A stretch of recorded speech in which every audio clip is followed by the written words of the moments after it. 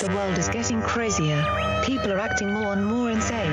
The end of the world is tomorrow. Tomorrow. There's only one thing to do when the world is falling apart. Listen to Basil and Gonz as they discuss this week's news and events through the lens of Bible prophecy. You are listening to Canary Cry News Talk. You're listening to Canary Cry News Talk. Today is June 9th, 2025. We are live to tape on episode 848, and today, the Palantir Ritual. Signing on from Off the Grid, Razzle Dazzle. I'm your best buddy Basil, and you are not crazy. And my name is Gonz, director of the Age of Deceit Films, your favorite Asian provocateur for Christ, live to tape from the metaverse to bring you the best news, which is the gospel message of Jesus Christ, while reporting the egregious with a well-rounded, biblically grounded take on world events. And speaking of world events, Basil, do we have breaking info? News. It's happening. Oh, it's happening right now. You know, we start the show, we get the show all planned, and then boom, something happens, throws it all in the garbage can. So let's start out right now with the breaking news coming out of CNN. Let's roll the clip. We have breaking news now from the Pentagon. CNN can now report that roughly 500 Marines are being mobilized in response to the protests in Los Angeles. And this is a significant escalation from President Trump, who had activated National Guard troops over the weekend without Governor Gavin Newsom's consent. In this new move, active duty military members are being deployed as a show of force against U.S. citizens. CNN's Natasha Bertrand is live for us at the Pentagon. Natasha, what are you learning?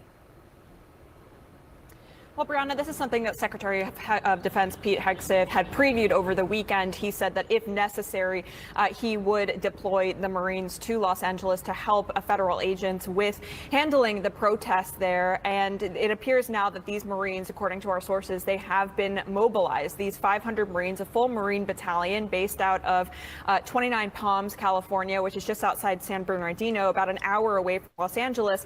They have been mobilized and they are gearing up to go and help ICE agents as well as other federal officials deal with these protests in Los Angeles. Importantly, they're going to be bolstering as well the National Guard, guardsmen and women who have been activated in Los Angeles by President Trump. But as you said, it is a significant escalation of the president's use of the military as a show of force against these protesters.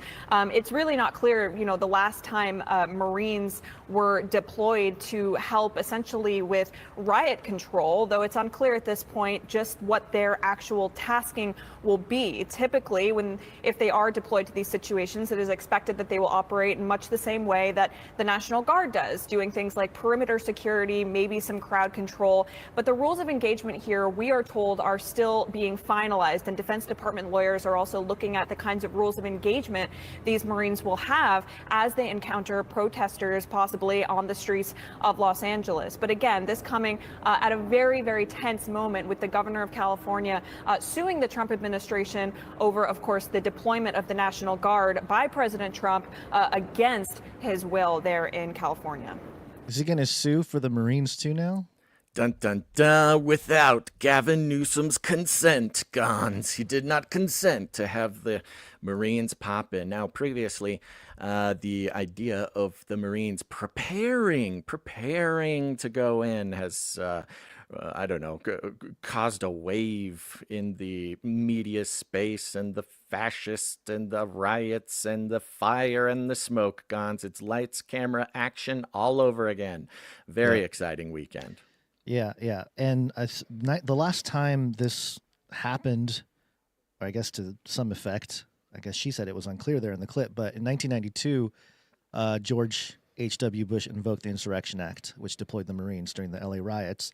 But the Rodney King riots. Yeah, but that was the supposedly under the invocation of the California, the governor itself. They requested it. He consented? Did he consented? It was my goodness. Operation. He consented. Well, that's good. This was not, apparently. But yeah, fire and brimstone in L.A. Obviously, very exciting things going on over the weekend. It does not stop. It came out of nowhere, and it's stuck around, and now the Marines are involved. But let's take a second, Gonz, because we got to go back to the beginning. Got to go back to the beginning of how all this started. I'm seeing a lot of chit-chat And you even said yourself, you talked to a person or two who either had no idea what was going on and or had no idea why it was going on or what started or anything. And so the riots or the protests actually started on June 6th. But I want to go back even further, Gons. No I'm going to way. take us back, yes, to an earlier point than just the beginning of the protests, and that is on June 5th. June 5th. It was a June 5th like any other June 5th, and this headline came across Wired here. It says, Palantir is going on the defense. Hello, I'm the CIA. I love your mass surveillance programs. We've dived deep in the past few episodes to Palantir. Of course, last week, the news came out, the internet caught on fire, more fire, about Palantir, the panopticon, the beast system, the Trump administration turning the United States into a surveillance state all through Palantir, and going to make a dossier on everybody, and it's all included in Real ID and crypto and everything. Oh my gosh, it was a really big deal.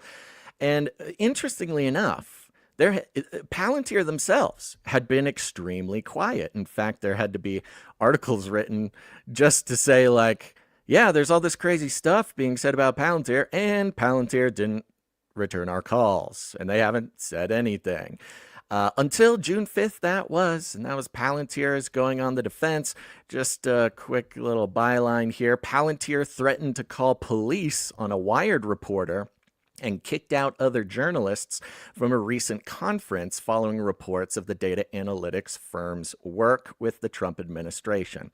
And this article documented a thing where after all of the hullabaloo about Palantir and the Trump administration and the panopticon, some reporters showed up to a conference, I guess, technocratic, dystopian surveillance state conference, specifically to ask questions of the people at the Palantir booth.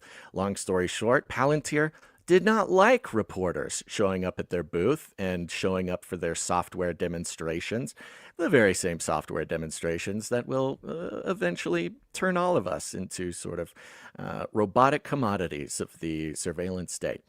And called the cops, got them kicked out, yada, yada, yada. It was a whole thing. And this kind of triggered the first instance of Palantir as a corporation responding to all of the big news, the inflammatory news, the conspiracy theories, the Alex Karp, which I did a deep dive on last Monday, finally was being seen and understood by your sort of everyday average internet paying attention type person, and coming out of the shadows for a secretive surveillance apparatus company. You know, it can be a little uncomfortable. So it took them about a week to actually start responding.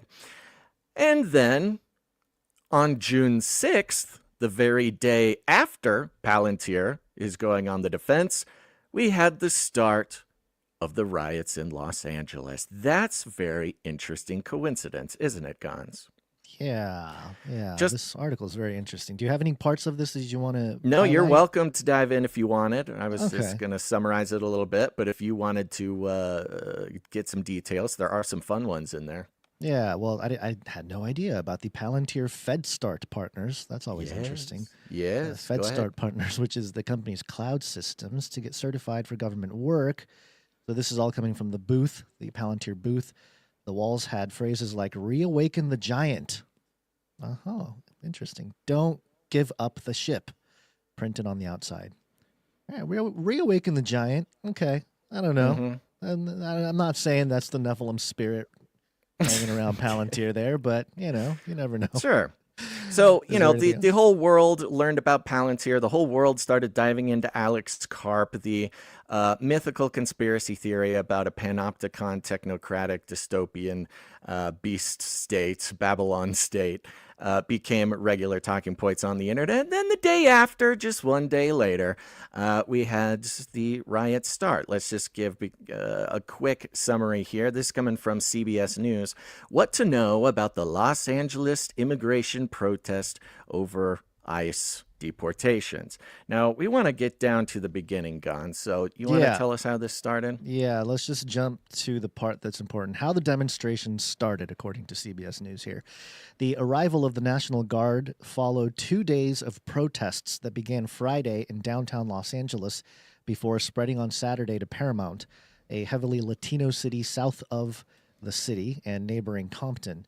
Federal agents arrested immigrants in LA's Fashion District in a Home Depot parking lot and at several other locations on Friday. The next day, they were staging at a Department of Homeland Security office near another Home Depot in Paramount. A lot of Home Depot. Yeah, a lot of Home Depot. The Hody didn't catch on. Remember I tried to make it a thing? Like everyone just called Home Depot Hody. It didn't work. Nobody did it. Yeah, which drew out protesters who suspected another raid. Federal authorities later said there was no enforcement activity at that Home Depot. The week-long tally of immigrant arrests in the LA area climbed above 100. Federal authorities said many more were arrested while protesting, including a prominent union leader who was accused of impeding law enforcement. And yes, sure, there were some raids, and of course, this is it's been going on since Trump has been back in office, but some epicenters in Los Angeles there. So yeah, everyone's going to be freaking out about this topic. Something triggered it now.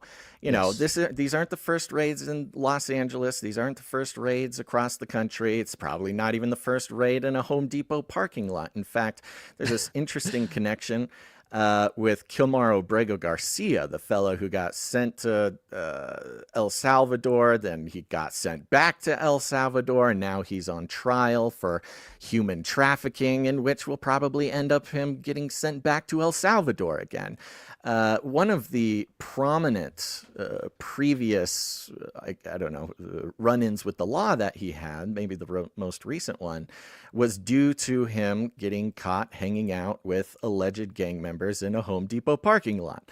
So this Home Depot, but now obviously I'm talking about Home Depot as if it doesn't need to be explained, because I don't think it does need to be explained to anybody. But just in case there's anybody living under a rock. Is this see? Here's the thing. I don't know, because this is definitely a thing where I live in California, but outside of California, on the other side of the country, I don't think people are going to Home Depot for They are. This is a very common thing. I didn't know this was happening over there too. Do the Amish show up to Home Depots on the East Coast? Why would the Amish show up to Home Depot's Gons? Maybe I don't know. You should explain to me what you think is happening at Home Depot, because I have no idea where the Amish would be there. I don't know. It's just people looking for work, It's it's almost part of the brand. I think it's like an unofficial part of the Home Depot brand.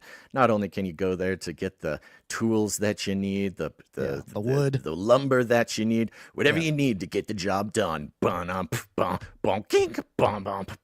was a acapella Home Depot jingle if anybody needed it. It's called Iron John's Rock. If anybody wanted to maybe put on a 10-hour version of the Home Depot jingle, it's called Iron John's Rock. Go enjoy it. You put it on, it's hypnotic. You kind of forget that it's on, and then the sun goes down and you realize that you've been hypnotized by Home Depot. But yeah, very, very common that those who are having a hard time getting any other employment, perhaps they are excluded from any legal employment. They kind of show up, hang out outside of Home Depot. And, if you need any help cleaning something up in the backyard, if you need any help, at your house or the garden or lifting whatever. Something, carrying stuff around. You show up and you kind of wave some money and you point to the back of your truck, and you can get as many guys to come help you out with whatever you need. So Home Depot and illegal immigration are kind of like inseparable from one another in different ways. It's an interesting thing when you look at the corporate structures of Home Depot, the top institutional shareholders, which are your familiar suspects, Vanguard, BlackRock, Yes. State Street, Capital. I mean, these are the big players in I Wall love Street. I love the implication that Home Depot is a deep state BlackRock Vanguard project to encourage illegal immigration. Hey, The Bank of whole- America, Charles Schwab, I mean, they're all there. the They're whole all there chain. in a room saying, hey, one thing we got to do is to, We have to employ these illegal immigrants. we got to do start a something Home about Depot. this. Just have them show up at Home Depot, and you got people picking them up for some yard work. Yeah. there you Whether go. or not that is the true purpose and deep state, plan of Home Depot, we don't know. It's an aspect, maybe a thread of the whole. But monster. at the very beginning, on June 6th, the thing that really kicked this off was, like you said, the ICE was staging at another federal Yes. facility. They weren't even doing raids; they were just staging. I think they had some guys in the building who they had picked up before, and it started out with this very impressive organizing where a bunch of people who didn't have to work on a Thursday got together. And it's hard to avoid the kind of alarmist language, but it did get pretty militant right off the bat. And they trapped these ICE agents in this building, and it was a whole hullabaloo, and it's only grown from there. And you've probably all seen the images, the videos coming out. It's very impressive. The narrative warfare. Remember, this is all fifth generation warfare. This is all for the hearts and minds, would be sort of the CIA language, the public facing language. It's all about hearts and minds. But it's the narrative war. It's the spiritual war. There's much more going on here. And it's easy. I can already feel myself instantly be affected by some of the images you see coming out, the fires in the street, the chemical smoke rising above, the shirtless men holding foreign flags up in the streets. The whole thing is very well crafted. And, it's interesting. We're going to go through a couple things here. But of course, there's also another side of it. There is the side that isn't some sort of, subterfuge to cause problems in the country, to trigger responses from the government, to bring us all into the next version of the dystopian beast system. There are also regular people who have been communicated in a way that has convinced them very much that the thing they need to do is to go out and hold a sign and yell and these sorts of things. And as usual, there is a difference, a disconnection, but also simultaneously action on the mostly peaceful side and the in air quotes, mostly peaceful side of these things. And it depends who you are. But remember, it's every piece of information that comes to you is mostly, especially on a social media feed, on a timeline, through your favorite influencers, that is 100% crafted by the algorithms that have got you locked. Not that the opinions of influencers, not the opinions of people you follow. The posts may be real, but the overall collection of the narrative that is being crafted to you in hundreds or maybe even thousands of posts at a time flashing by your eyes is a very well-crafted machine. Now, there is, where did you want to go somewhere from here? Yeah. Fifth generation warfare, the battle for the minds of the population, a war of narratives.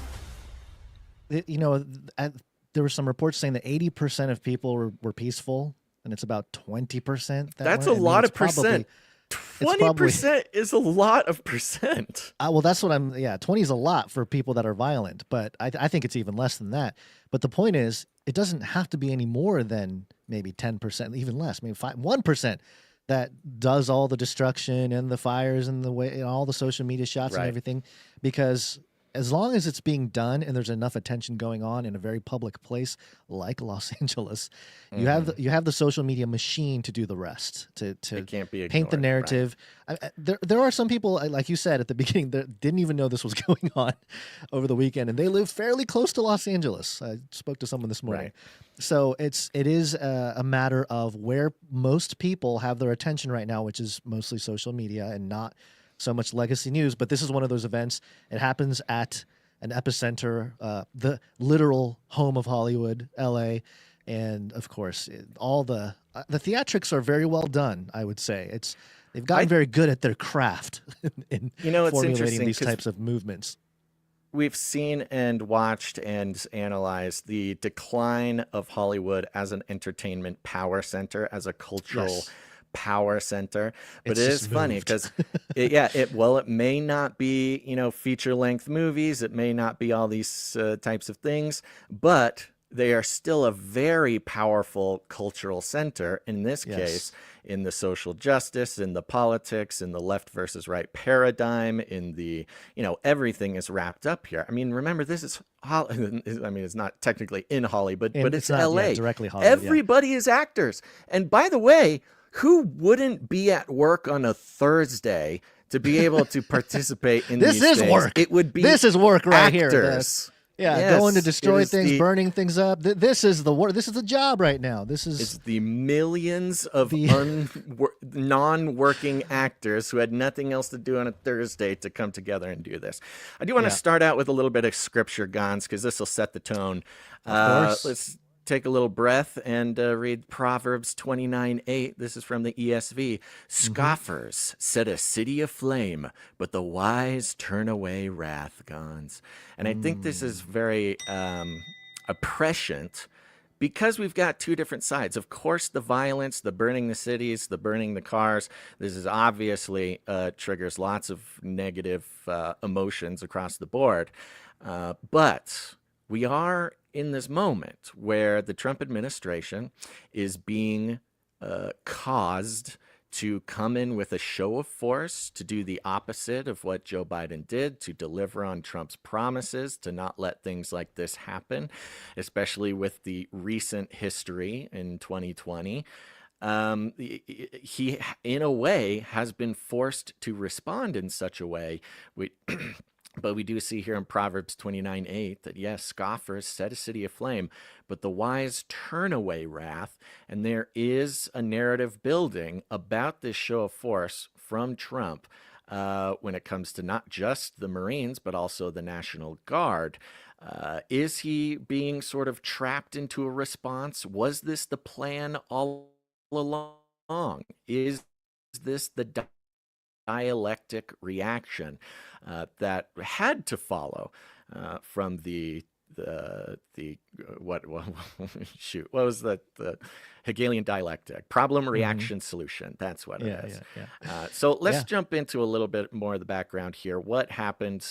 Give us what are the specifically. We're going to be looking at some of the images, some of the footage, and because analysis, deconstruction, fifth generation warfare, taking apart the script and see where it's going. Images are very important. The images, the symbology, the powerful, cognitive control devices, oftentimes coming from the protesters and the rioters themselves, putting out their own images to sort of, craft the reaction. It's almost as if they themselves are trying to craft the harshest militant reaction as they possibly can.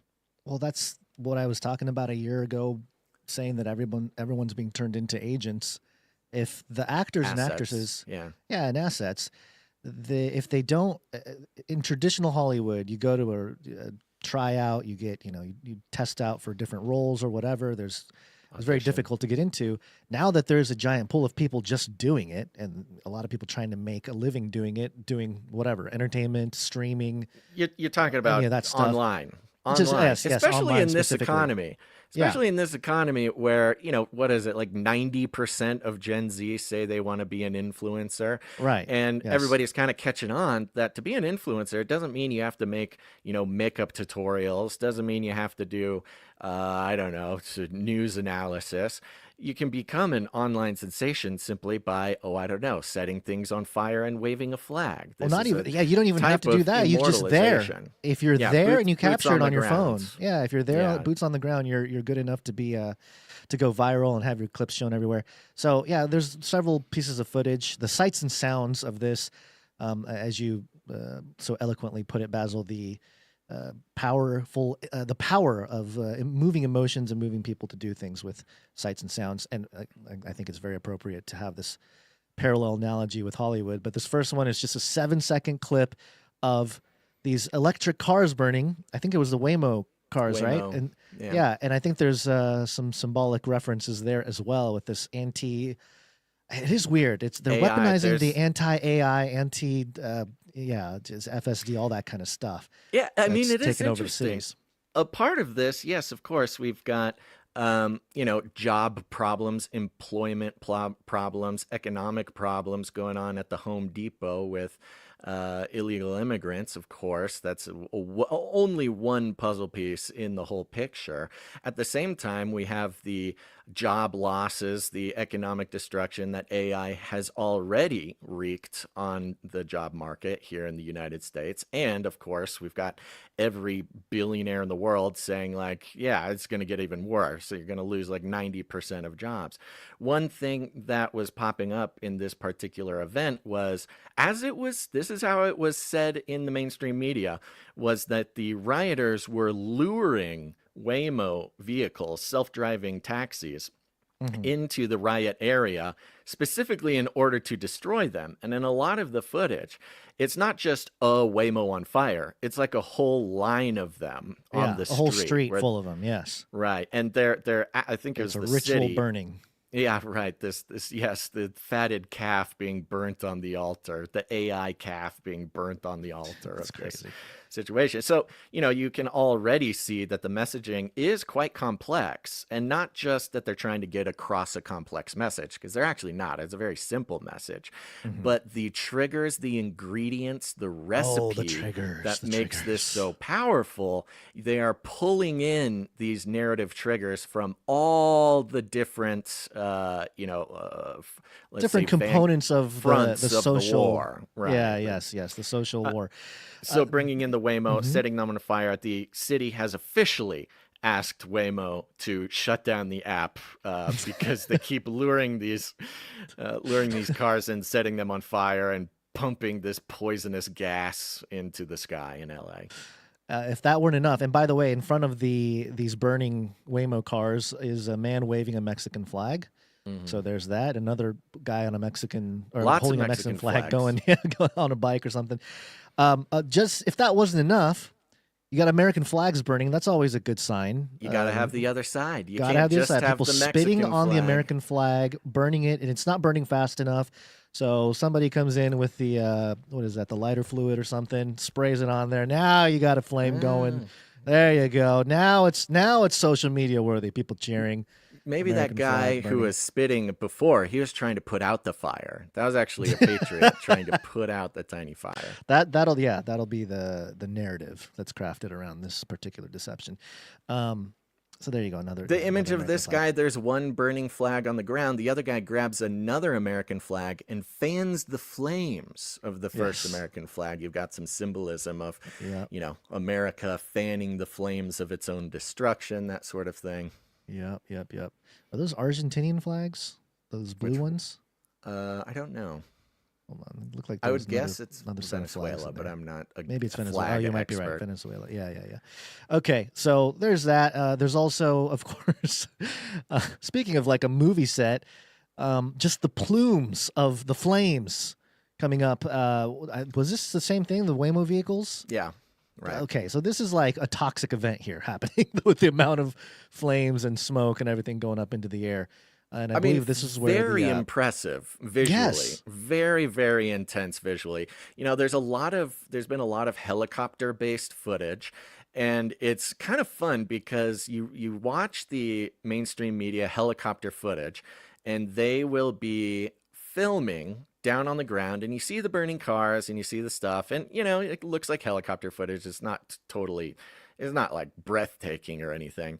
But then you find out that helicopter footage will be filming the exact moment that on the ground, this sort of iconic, dramatic imagery. It's like you're watching a behind the scenes filming of the exact footage that, is making the rounds on social media, which I think is very interesting, if not on purpose. I mean, that is some principalities and powers level sort of coordination between the messaging going out. They do call it the eye in the sky a lot of times, those helicopter reporters. So there you go. And yes, this is I believe that the one particular one we're showing here is the one where the iconic image for this event. This is like the cover photo of this is the one. Thing. This is the fight photo. This is this is the branding right here. Right. You got a guy standing on top of it looks like a police vehicle that's been that's a Waymo car. Is that a Waymo car with that's the blue spray painted and destroyed and obvious, not on fire yet, but we know the cremation comes next.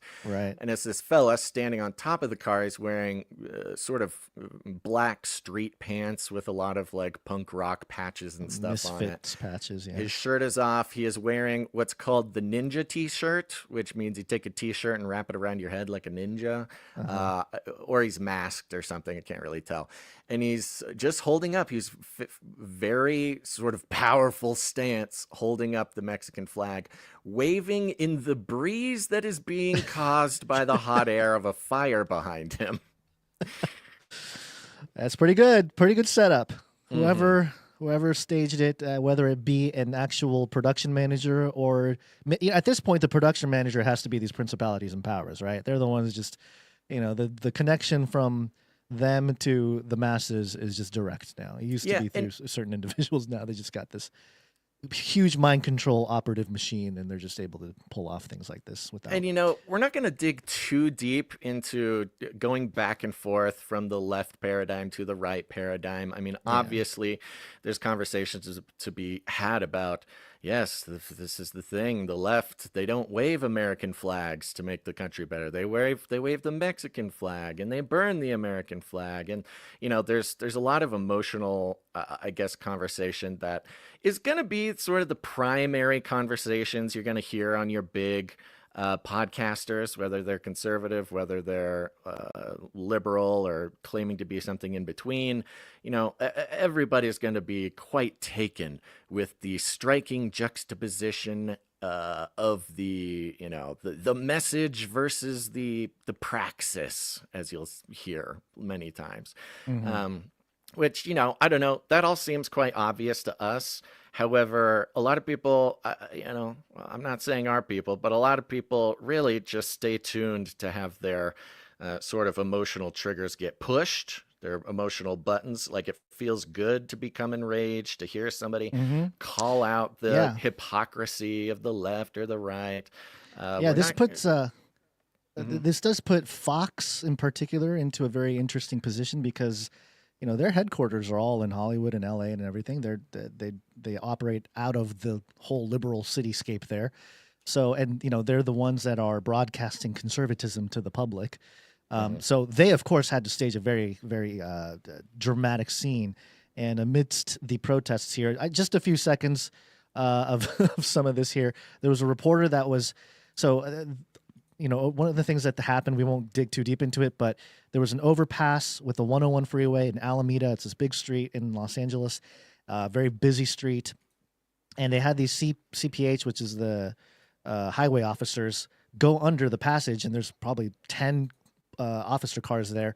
They got stopped, and they started, it's like a whole battle scene where there's people on the overpass throwing rocks down, and we'll see some footage here of them holding a weapon back up, a non-lethal weapon back up at them. But one of the things that was happening was smoke bombs going off to try to disperse the crowd. And this poor reporter for Fox was the only person that got dispersed. There's nobody else that the stuff was hitting. So just a few seconds of him struggling to report from boots on the ground. Looking towards the federal building over here, there's still a large presence of protesters that way. As you can hear people coughing from this gas. I mean, it definitely cleared people out of this area. Are you all right? Are you all right, Matthew? Yeah, we're good. Looks like you're in the path of the wind where it's coming right towards you, and we appreciate your reporting there in these difficult conditions. Back, please, please maybe get out of the path of the wind there. Okay. We're all right. We're all right. He struggles through there. And then it goes into the one guy standing in the path of the smoke. All the other protesters left. They set off these smoke bombs, and all it's doing is hitting the boots on the ground reporter from Fox. So there you have it. He lives for this. That's what I'm saying. They're not doing this for the people. They're doing it for the conservatives out there who are very much tapped into Fox News for all their news here. And then of course more dramatic scene coming out of it. People on the top there. Somebody just threw something down right now. So obviously that tear gas only works for so long. And then crowds that he may want to. Yeah, but look at that guy. Look at that CHP officer. He's got his gun drawn. That is, I believe, a less than lethal weapon, pointing it upwards towards those that are on the overpass. And another lob of both rock from above and a flashbang there. So I mean, this is a movie scene. This is an action movie happening here in the streets of LA. You got some guys holding up what appear to be non-lethal or lesser than lethal. They call less weapons. than lethal. They're not allowed to say non-lethal anymore because it's killed people before. It's killed people, less than lethal. Yeah, and then you got people on the overpass. They're throwing down rocks. And in fact, the rocks really caught the attention of this commentator. Occurring when you understand why there might be a lot of people in the city of Los Angeles. That is a big rock. It's remarkable, Christine, how many rocks are on the freeway right now. Oh, interesting. How is there all these rocks in the so many rocks. Where did all these rocks come from? Where do these people get these rocks? I don't know. Where are they getting these rocks? Don't we know where these rocks are coming from? I don't know. Maybe the mayor of LA can tell us. Would you like to hear from Mayor Karen Bass? Yeah, let me hear it. Okay. This is intentional chaos. You know, I had talked to representatives of the Trump administration earlier on to tell them that the Los Angeles Police Department could control things that were happening here and that there was no need to federalize troops. And so to have this here is really just a provocation and something that was not needed in our city. We're still recovering after 5 months from the city's worst natural disaster in decades. And now to go through a trauma like this that is really traumatizing the whole city because everybody knows somebody in a city where more than 50% are Latino. This just sows chaos that is not warranted nor needed in the city of Los Angeles at this point in time. Mind control research intensifies. Yeah, mind control intensifies. I love the version that cut. I mean, it's not even the cut. I love the cut because it's a little bit out of context, although we all know what Karen Bass is talking about, because she's talking about in this moment that Trump sending in the National Guard is causing the chaos. Trump responding, law enforcement responding, breaking up the crowds, that's causing the chaos and that's causing the trauma. The escalation, yes. Yeah. She's not saying that, rioters burning Waymo cars and taking down federal buildings, and that's not trauma. That's not the chaos, okay? The chaos is the response by the establishment, which she's not actually wrong, but you see here in the narrative control function is this almost completely alien outside discussion, this outside view, but coming from Karen Bass, who, by the way, remember, known actual communist Marxist who helped terrorists in like the 70s when she was a part of whatever it was. Was it the Cuban Missile Crisis? Was it after that? Something like that. Yeah, I mean, she was like literally a leader in the communist, like a regional leader in the Communist Party, and helped all sorts of nasty things happen. I mean, this is her. It's not outside of her historicity and her current situation to like not just be responding in a Marxist communist way, but to actually be a little bit more closely related. I mean, she likes it. This is what she wants. With her history and her, stated MO, she is mad at Trump for stopping the violence, because the violence is how the revolution goes. Yep. So one of the things she mentioned in this clip was that Trump didn't need to bring the National Guard here because the LAPD's got it. They're good. They're good to go. But a couple things to the contrary. Yeah, of course, the LAPD headquarters had people, surrounding it, which is not new. They've always had that, but people trying to smash windows and get in there. But also there was a report. Oh, where did my report go from? Oh no, I lost the clip. Where was the clip of? I know we had so many clips that I think some things got lost in the shuffle here. Where we got this? Where'd it go? Oh no, I messed it up, Basil. I messed it up. I'm not sure. I'm not sure which clip are you looking for? It was the commissioner of the LAPD saying that they need help. They're being overwhelmed. Oh yeah. Do you see it in there? Okay, let's see here. I think, it might be down in the LAPD chief says they are overwhelmed by the violence. It's under the Newsom clips. Under the Newsom clips. Okay. Oh, there we go. There we go. Yep. Sorry, I lost track of our 50 different tabs that we got going on here. We might as well, let's do that whole round of clips right there, because it answers some questions. Sure. Okay, here we go. So this is... And interestingly enough, in the Chiron here, it does say 500 Marines prepared to be deployed to California. So this was some foreshadowing coming from Fox at the time of this clip. But this is the LAPD commissioner. We saw the first night was bad. What we've seen subsequent to that is getting increasingly worse and more violent. Tonight we had individuals out there shooting commercial-grade fireworks at our officers. That can kill you. And we have adapted our tactics to be able to have a chance to be able to take these people into custody and to be able to hold them accountable. We are overwhelmed as far as the number of people out there engaged in this type of activity and the type of things that they're doing. They'll take backpacks, and the backpack will have a cinder block in it. They have a hammer, and they'll break up the cinder block and use that, pass it around to throw at officers, to throw at cars, and throw at other people. We've seen people with hammers, and you broadcast it, breaking the bollards behind the federal building and taking the rocks, if you will, or pieces of concrete, and throwing them at officers. We've had liquid of who knows what description thrown at officers. There's no limit to what they're doing to our officers. And again, as I mentioned in my statement, I can't thank our folks enough and our partner agency police officials for going out there and taking care of the community. Yeah, taking some hits is what they're doing. They're taking the blows. You've got Karen Bass, and we'll also get some of Newsom here saying, oh, it's overblown, the response is not needed, you're causing more trouble. And then the actual LAPD chief being like, we do not have this under control. we are this too overwhelmed. much. It's out of control. I don't know where they're getting their stuff.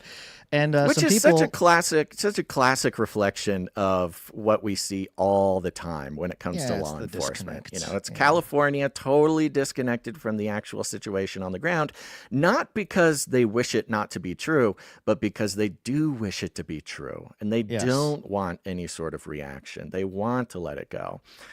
For whatever reason. Who knows why? How could we possibly guess?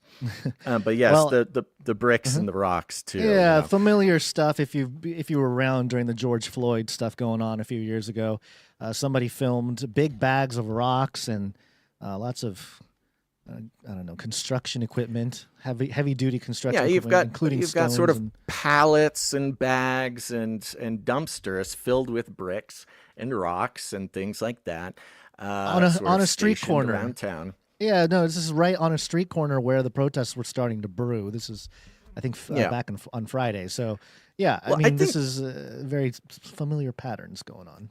And you compare this as well. It's very interesting what the chief was saying was, here we've got, kind of suspiciously placed bags of rubble or dumpsters full of rubble. They're just chilling there. Now, if you look at the video, there is sort of some fencing around it, but hey, how else are you? It's not time yet. You got the guy's got to come unlock it. You know, the prop manager has to come unlock the gates. The strategy of just bringing a hammer out into town, not to cause violence with a hammer, but to destroy things in the environment and use those things as projectiles. I mean, it is funny because downtown LA, I mean, not to say that there's no like landscaping rocks or, you know, no pebbles laying around, but it's a concrete jungle. You know, you're in the middle of a city where you're not going to just be able to find so many rocks just laying around. So where are they going to come from?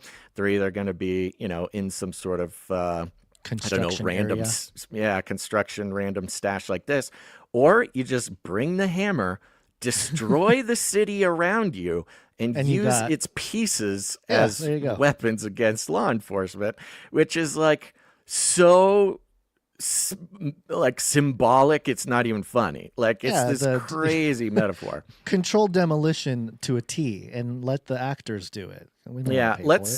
Let's skip this next clip about the 500 Marines preparing for deployment. Okay. Actually, no, let's play it real quick. This is the like 28-second one, right? Sure, yep. Let's play this. I also want to ask you about some breaking news that we're just getting in. This is brand new into our newsroom, that the U.S. Northern Command is saying that approximately 500 active duty Marines are, quote, prepared to deploy.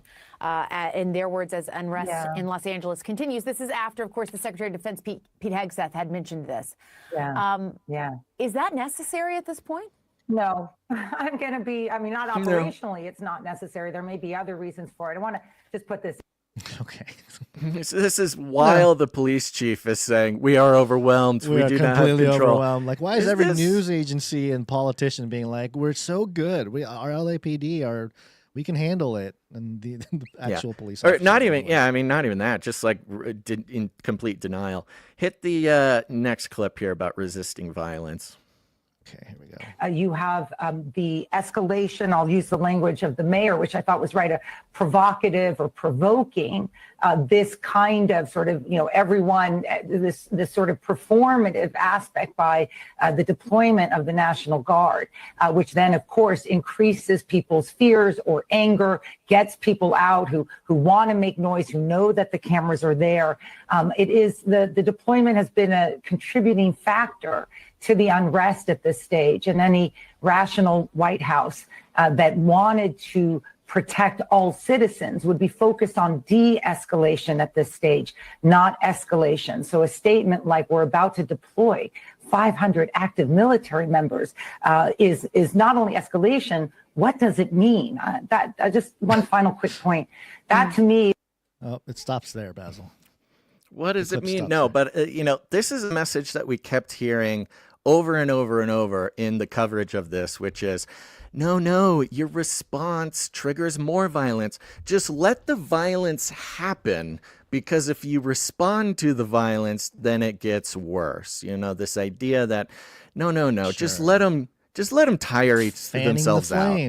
They'll run out of cars to burn. They'll run out of rocks to throw. Just leave it. Don't respond, which is, you know, kind of been the classic response that we've had for the past 5 years since 2020, which is if you resist the revolution, if you resist the violence, then you are perpetuating it or increasing it or something. So then, you know, what you need to do is just let them do it. They'll get tired, they'll go home, which in a practical sense, you could make a logical argument for that, but you can't run a society that way. You can't run a society where you just let people be violent until they're too sleepy to be violent anymore.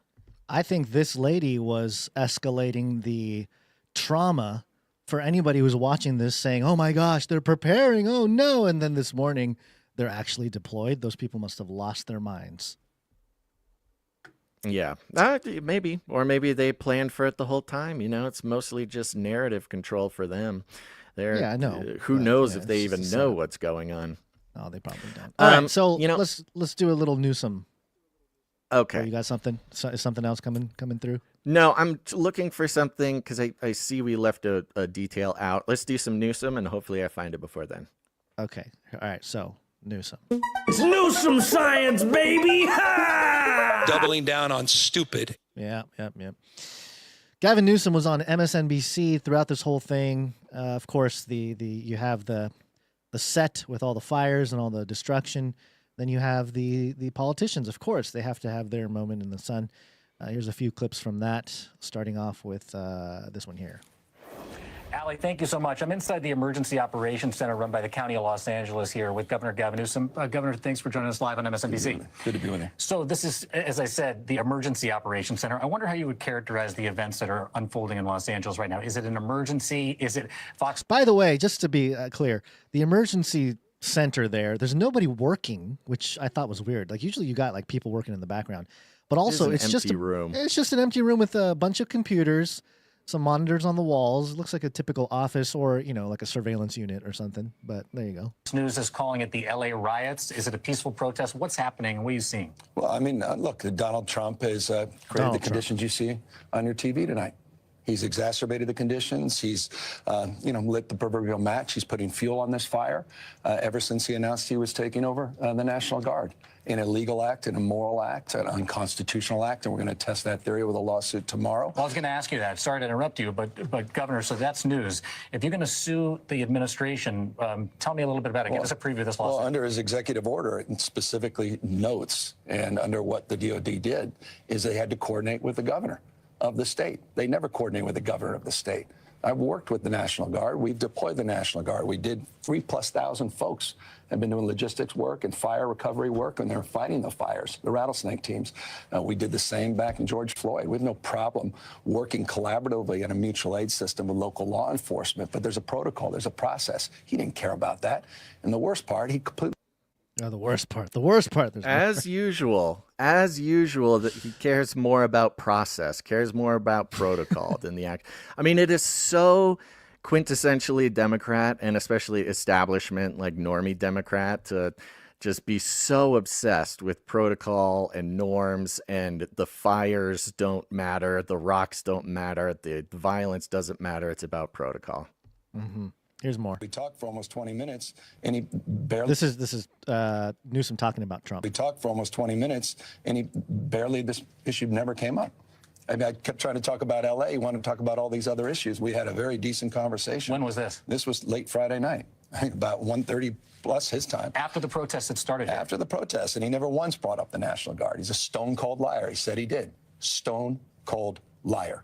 Never did. Dude, okay. The cameraman is kind of, I don't know if he's blowing it or if this was like a part of what he was supposed to do. But during this last few seconds here where he goes into the stone cold liar, like this is his delivery, right? This is the main lines he has to deliver here. The camera loses focus on Newsom's face, and it focuses on the TV screen in the background that's showing the commotion going on with the freeway and the riots and all that kind of stuff.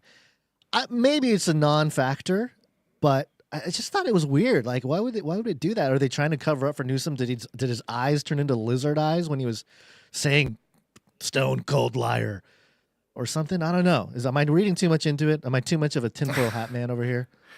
I mean, who knows?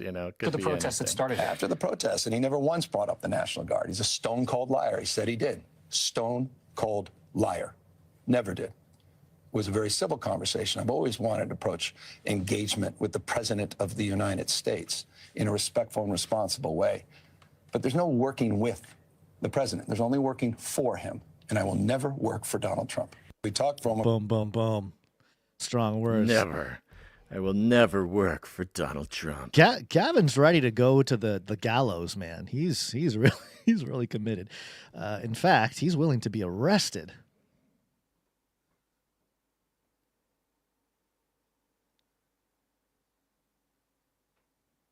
So he's talking about Tom Homan, claiming the claim is that Tom Homan said that he's going to come arrest Gavin Newsom. So that's what he's responding to here.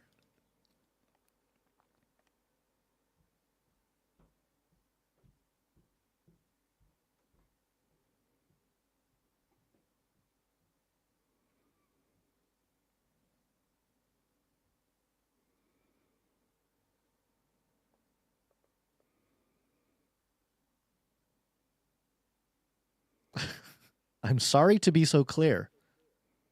Interesting. Tom, arrest me. No thoughts, Basil? You got nothing? Well, I was just frozen for quite some time, so Oh, I you did were? miss the Okay. clips, but I watched them ahead of time.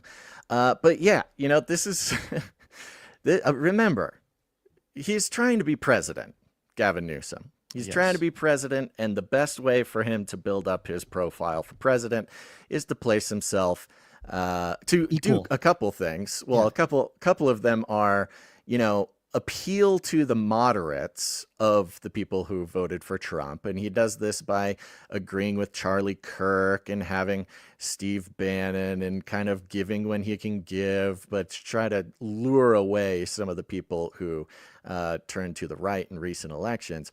But at the same time, make himself a strong leader who resists tyranny. Because remember, it's all about tyranny. He's resisting tyranny. He's a revolutionary. He's strong. And we did you have the response from Tom Homan? I do, yeah. Yeah, so he gives this impression that Tom Homan wanted to come arrest Gavin, which I hadn't seen, but when I was looking for it, I did find this clip of Tom Homan responding to Gavin. That these policies, those laws, Alien Enemies Act and the like, were not meant for this. One of his toughest critics right now is, of course, California Governor Newsom. We want to give you a chance to respond. Governor Newsom, in an interview with NBC News, said, quote, just get it over with in terms of you arresting him. He says, quote, he's a tough guy. Why doesn't he do it? He knows where to find me. So, Tom, arrest me. Let's go. That was the governor of California talking to you. Well, look, I'm not biting on that. The NBC reporter that interviewed me is very dishonest. We did a 20-minute interview, and he cuts out a little clip that makes me and takes my words out of context. Here's what we said. And he talked about when I talked about these people that are these protests and rioting. When they cross the line, they got that. Well, here's why I said they have a right to protest, the First Amendment rights, but they can't cross that line. They can't cross that line of impediment. They can't cross that line of putting their hands on officers. They can't cross the line of only concealing and illegal alien, because they're all federal crimes.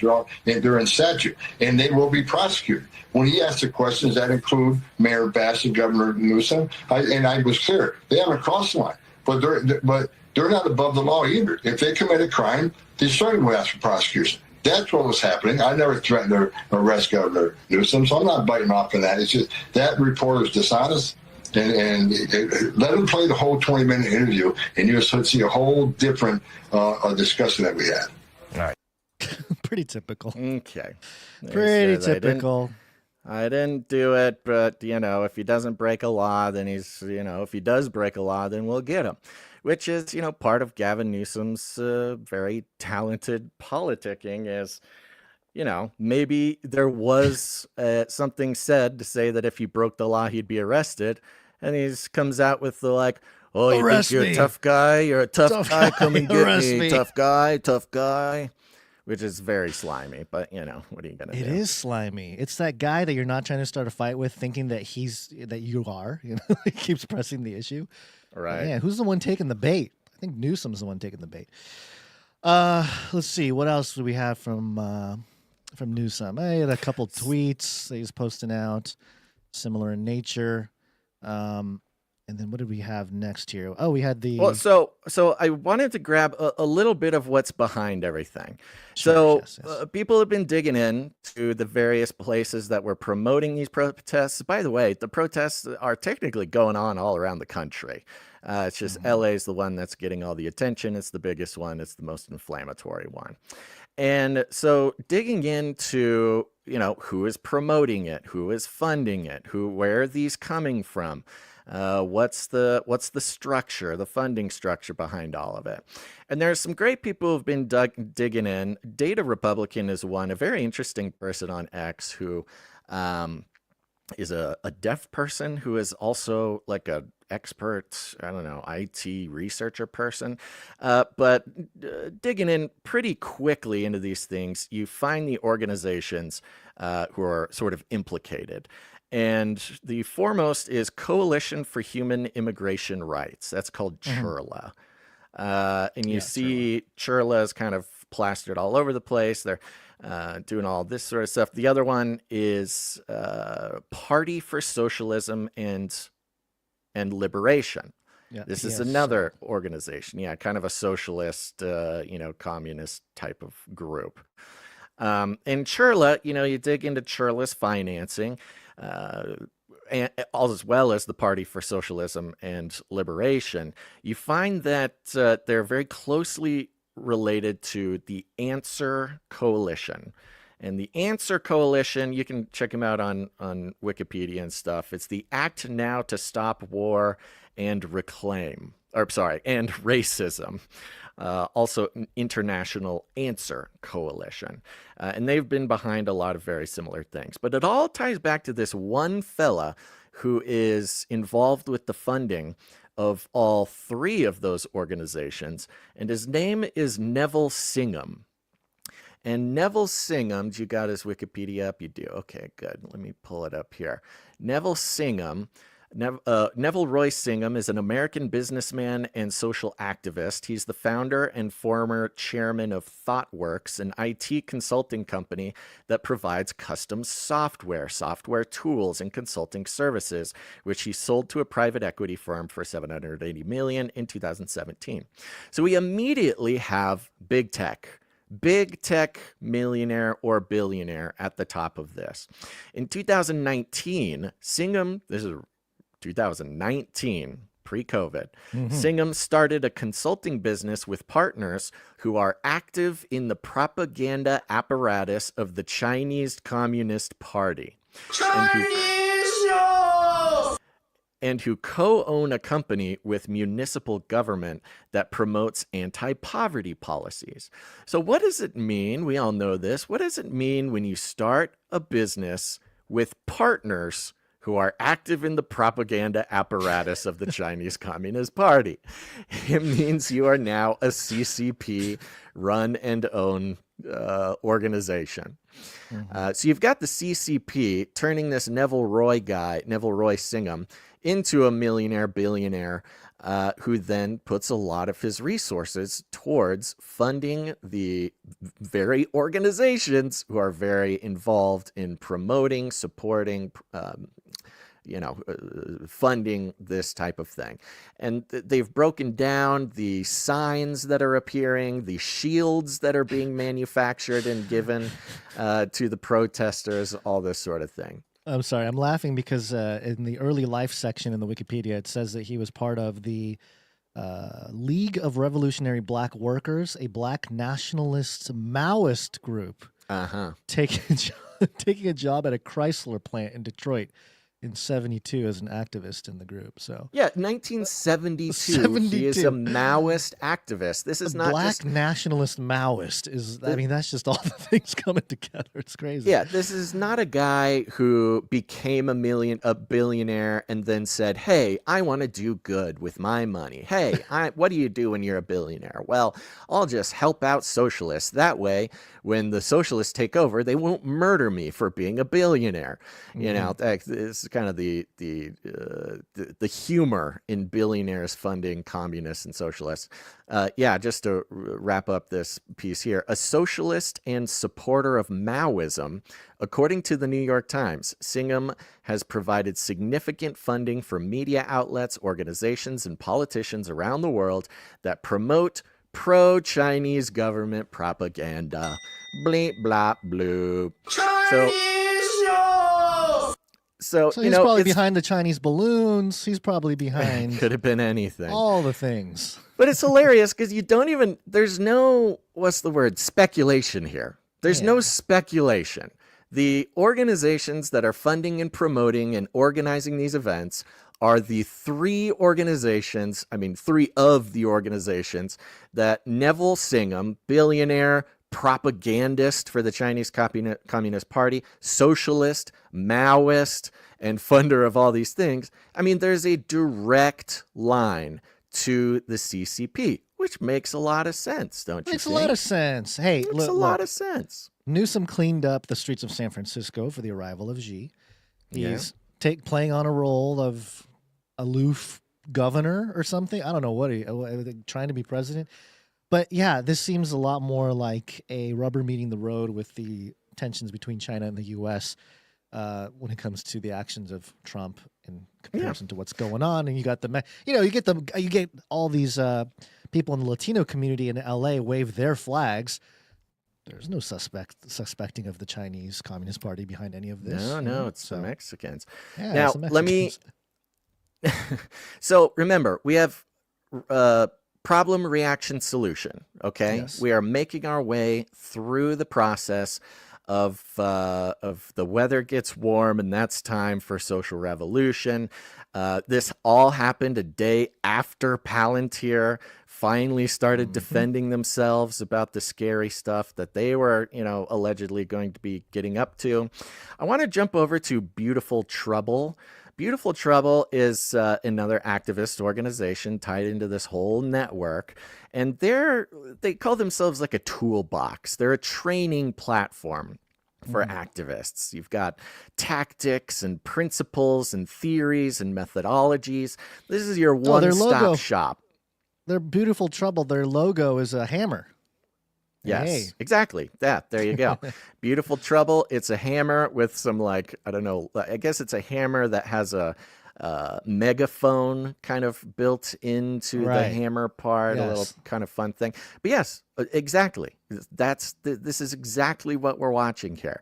They're grabbing hammers, they're destroying stuff, they're using the rubble of the thing they just destroyed to get their message across. Now, in their tactics or principles section, you can go through all their various principles of what they teach their activists, but here were some of the fun ones that were very related. This principle is put your target in a decision dilemma. Design your action so that your target is forced to make a decision, and all their available options play to your advantage. And this is what we see here when it comes to the violence, the destruction. This is forcing in this case, the Trump administration to respond. They are forced to for a lot of reasons. They're forced to because that's what they campaigned on, was the opposite reaction that Biden gave to 2020 or any of these sorts of things. There is no world in which Trump could not have responded by deploying what he deployed. And this is a core principle of these organizations and how they work. Put your target in a decision dilemma, meaning either way, whatever decision your target makes, it benefits you in some way. The next one is the real action is your target's reaction. And this gets to, another core principle of what we're looking at here. The real action is not to throw rocks at cops. The real action is not to burn Waymo vehicles. That's not the real action. The reaction is the response. It's the National Guard. It's the military. It's the Marines. These are the real things in their principles, hurt their target, which in this case is the Trump administration. Here's the snapshot of the real action is your target's reaction. When challenging a more powerful target, the key to success often isn't what you do, but how your target reacts to what you do. Therefore, anticipate your target's response and write it into your script. Then they give literally write it into your script. Write it into your script. They just say it right there. Yeah. A good way to ensure you get a strategically useful reaction from your target is to force them into a decision dilemma where all of their available options play to your advantage. Now, again, you go, okay, interesting. So what is the advantage to a grassroots organic group of people who are mad about immigration? Well, sending in the National Guard and the military isn't really in their best interest. It's extremely dangerous. They're going to get arrested. They're going to, this is not great for the people on the ground. But for anybody behind the scenes hoping to escalate tensions in the country, hoping to increase skepticism of the current system, stuff like that. Need So some new infrastructure. Yes, these principles do not help people on the ground, nor do they help illegal immigrants trying to stay in the country. Yeah, it's not great. So those are the two things to keep in mind. Those two principles. Put your target in a decision dilemma And the real action is your target's reaction, because what we're seeing now and what we'll continue to see is the reaction. So that's what we're keeping our eyes out for. Now, alongside all the violence, alongside all the hullabaloo, alongside all the emotional details of what's going on, you have this clip, Gons. Let's play this clip real quick. Yeah, well, I'll set it up too. Did you ever have the feeling that you were being watched? Exploiting it for their own ends. Hold on, let me get more volume on this. Yeah, a Let me little try more that volume. again. It's exploiting it for their own ends, like people you see here that are looting this store. They're stealing sneakers, and they're going to be selling them. And they're being caught on video from various locations on both sides of the street. And so there's a good chance that their faces will be recognized, and that their little spree of... Oh, the clip cuts off there. But you clips know what? early. You know, this is, yeah, normally on ABC 7, which is the ABC News here, the local ABC outlet, they're not going to be... They're not really negative towards the looters. Like that's, yeah, that's they're not usually the way that you've done it. Yeah, they not support the looters per se, but they won't say anything negative about them. But here it's an open threat to anybody who's looting, and the threat is there's cameras everywhere. There's multiple cameras all over the place. We will you're find stealing you. Sneakers that you're going to sell online, probably. Yeah, your face will be recognized. Your face will be recognized, and so they sort of insert. Among all the violence, among all the craziness, among the Marines, among the National Guard, you've got ABC being like, and for those who are just listening, very boring footage. The footage is like, there's no fire, there's no cops, there's no nothing. It's just sort of a helicopter footage of some people kind of meandering in and outside of a building. You don't even see broken glass or anything. It's very boring footage. But inserted right into all of this is, hey, look, they're looting. They're going to sell that online, which previously would have been sort of presented as like, they're poor. This is the only way they make money is exactly. They need this. This is because corporations are greedy. They have to do it. But in this case, it's, no, look at them go. And their faces are going to be recognized, and they're on camera everywhere. They're in a panopticon surveillance state. They think they're going to get away with it, but they're not going to get away with it. And going back to the beginning of the whole thing, Palantir going on the defensive the day before the riots even start. And here at the end, this was yesterday, you see the reaction, the action that is the reaction that is the action, the action that is the reaction. We have Laura Loomer, Trump loyalist and conservative, I don't know, person. Everybody's got a different thought on Laura Loomer. She's actually a quite confusing character in the grand scheme of things. I think she's meant to be a little bit of a total psyop. She's a total psyop. Yeah. She's a total operative, at least posing, or maybe not even posing to be conservative, but she's an asset to help steer the sort of conversation. Well, she tweeted, X'd yesterday, time to deploy Palantir tech to Los Angeles to deal with the illegals. You know you'd love to see it. You're lying if you say you wouldn't. And there it is. Time to deploy Palantir tech to Los Angeles to deal with the illegals. She actually tagged them. It's at Palantir Tech. So not even just mentioning it. This is a direct, hey, Palantir, I'm on your good side, or, where's my check, maybe. And, this, again, even the rest of the tweet is crazy, because it's like, as a mind control sort of device or an NLP sort of practice here, she's not trying to make a case. She's appealing directly to the sort of mind control aspect of the right narrative. Immigration, the immigration issue, right? She says it's illegals. Yeah. Hey, time to deploy the technocratic panopticon on the illegals. Get the illegals. You know you'd love to see it.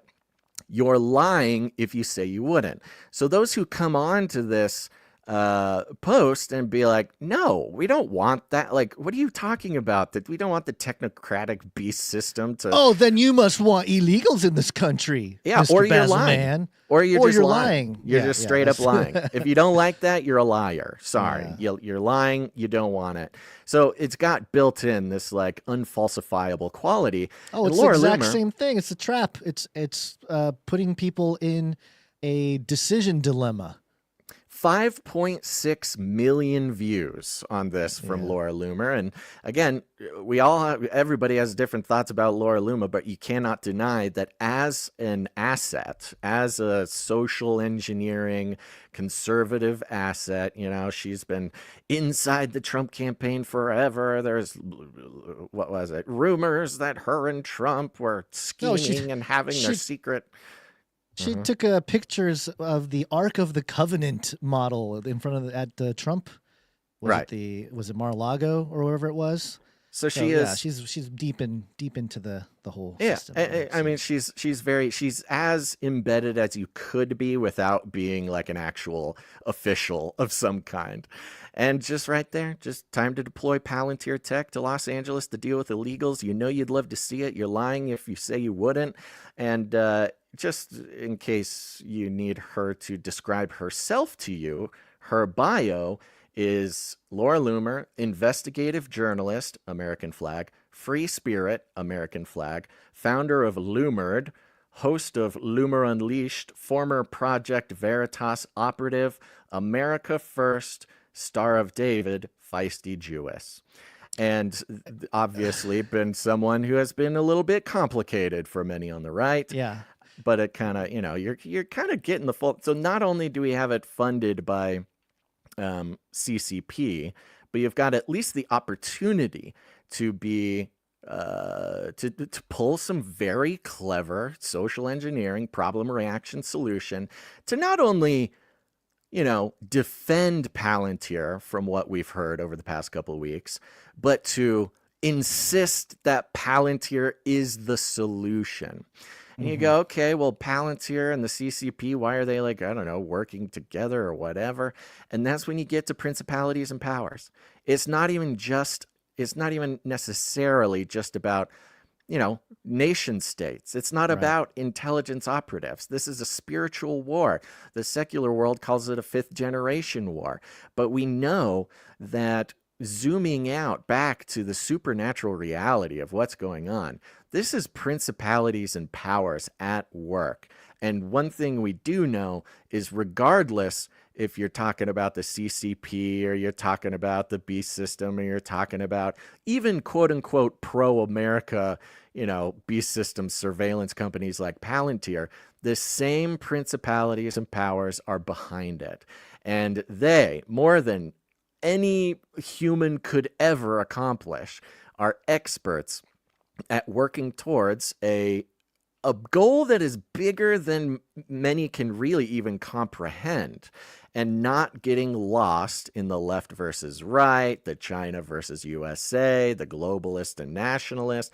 Those are all just masks, different masks that the same principalities and powers wear in order to successfully and effectively get done what they want to get done. So it doesn't matter if you're looking from the China side, doesn't matter if you're looking from the, the technate side. The technate, the technocrats of like the actual technocrats. Sure. Technocracy Inc., like a legacy American, like a legacy Western movement who Elon Musk, Donald Trump not only have physical, biological ancestors as part of that thing, but also their sort of political spiritual ancestry goes back to the technate.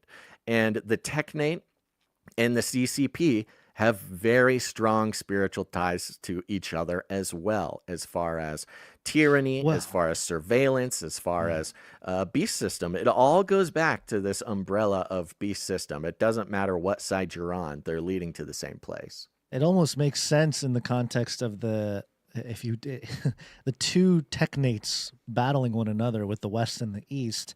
If the East in China has some sort of stronghold in California, which they clearly do, than deploying the American technate across California to save it is a very powerful narrative.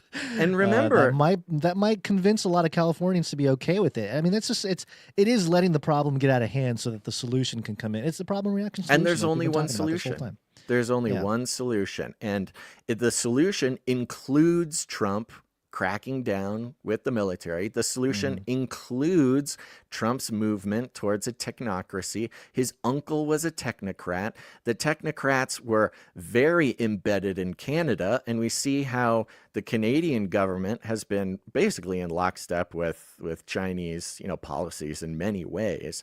And now we're just finally seeing another foothold where the only answer, it doesn't matter if you're left, doesn't matter if you're right, doesn't matter if you're communist, doesn't matter if you're, capitalist, whatever. Because remember, a ton of these techno oligarchs, they will tell you they're capitalists. They love capitalism. And it doesn't matter which side you take. It's all the same. It's the two sides of the same coin. A technocratic beast system is the only reaction. It's the only answer. And for believers like us and those who listen to this show, and hopefully God bless those who find this show, we are in a very special position where we know what's going on. We know that there is no does the beast system happen or does it not happen? It is foretold. It's in the book. We know how it ends. We have faith. This place, we are not of this world. The kingdom of God is at hand and we inhabit it. At the same time, we have been told exactly which way this world is going. And so we can watch it go that way with complete peace and without getting our chain yanked back and forth.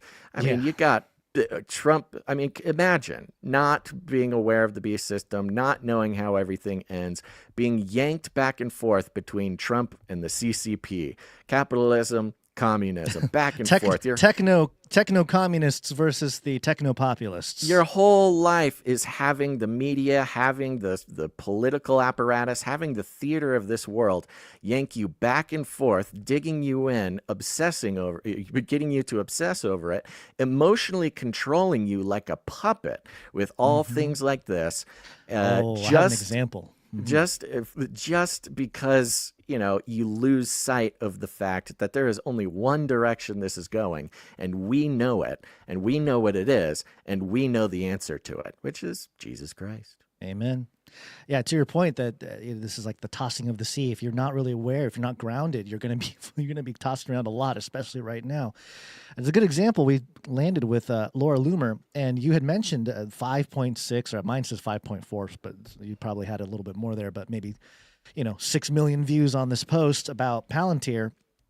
And this was at 6:37 a.m. on June 8th.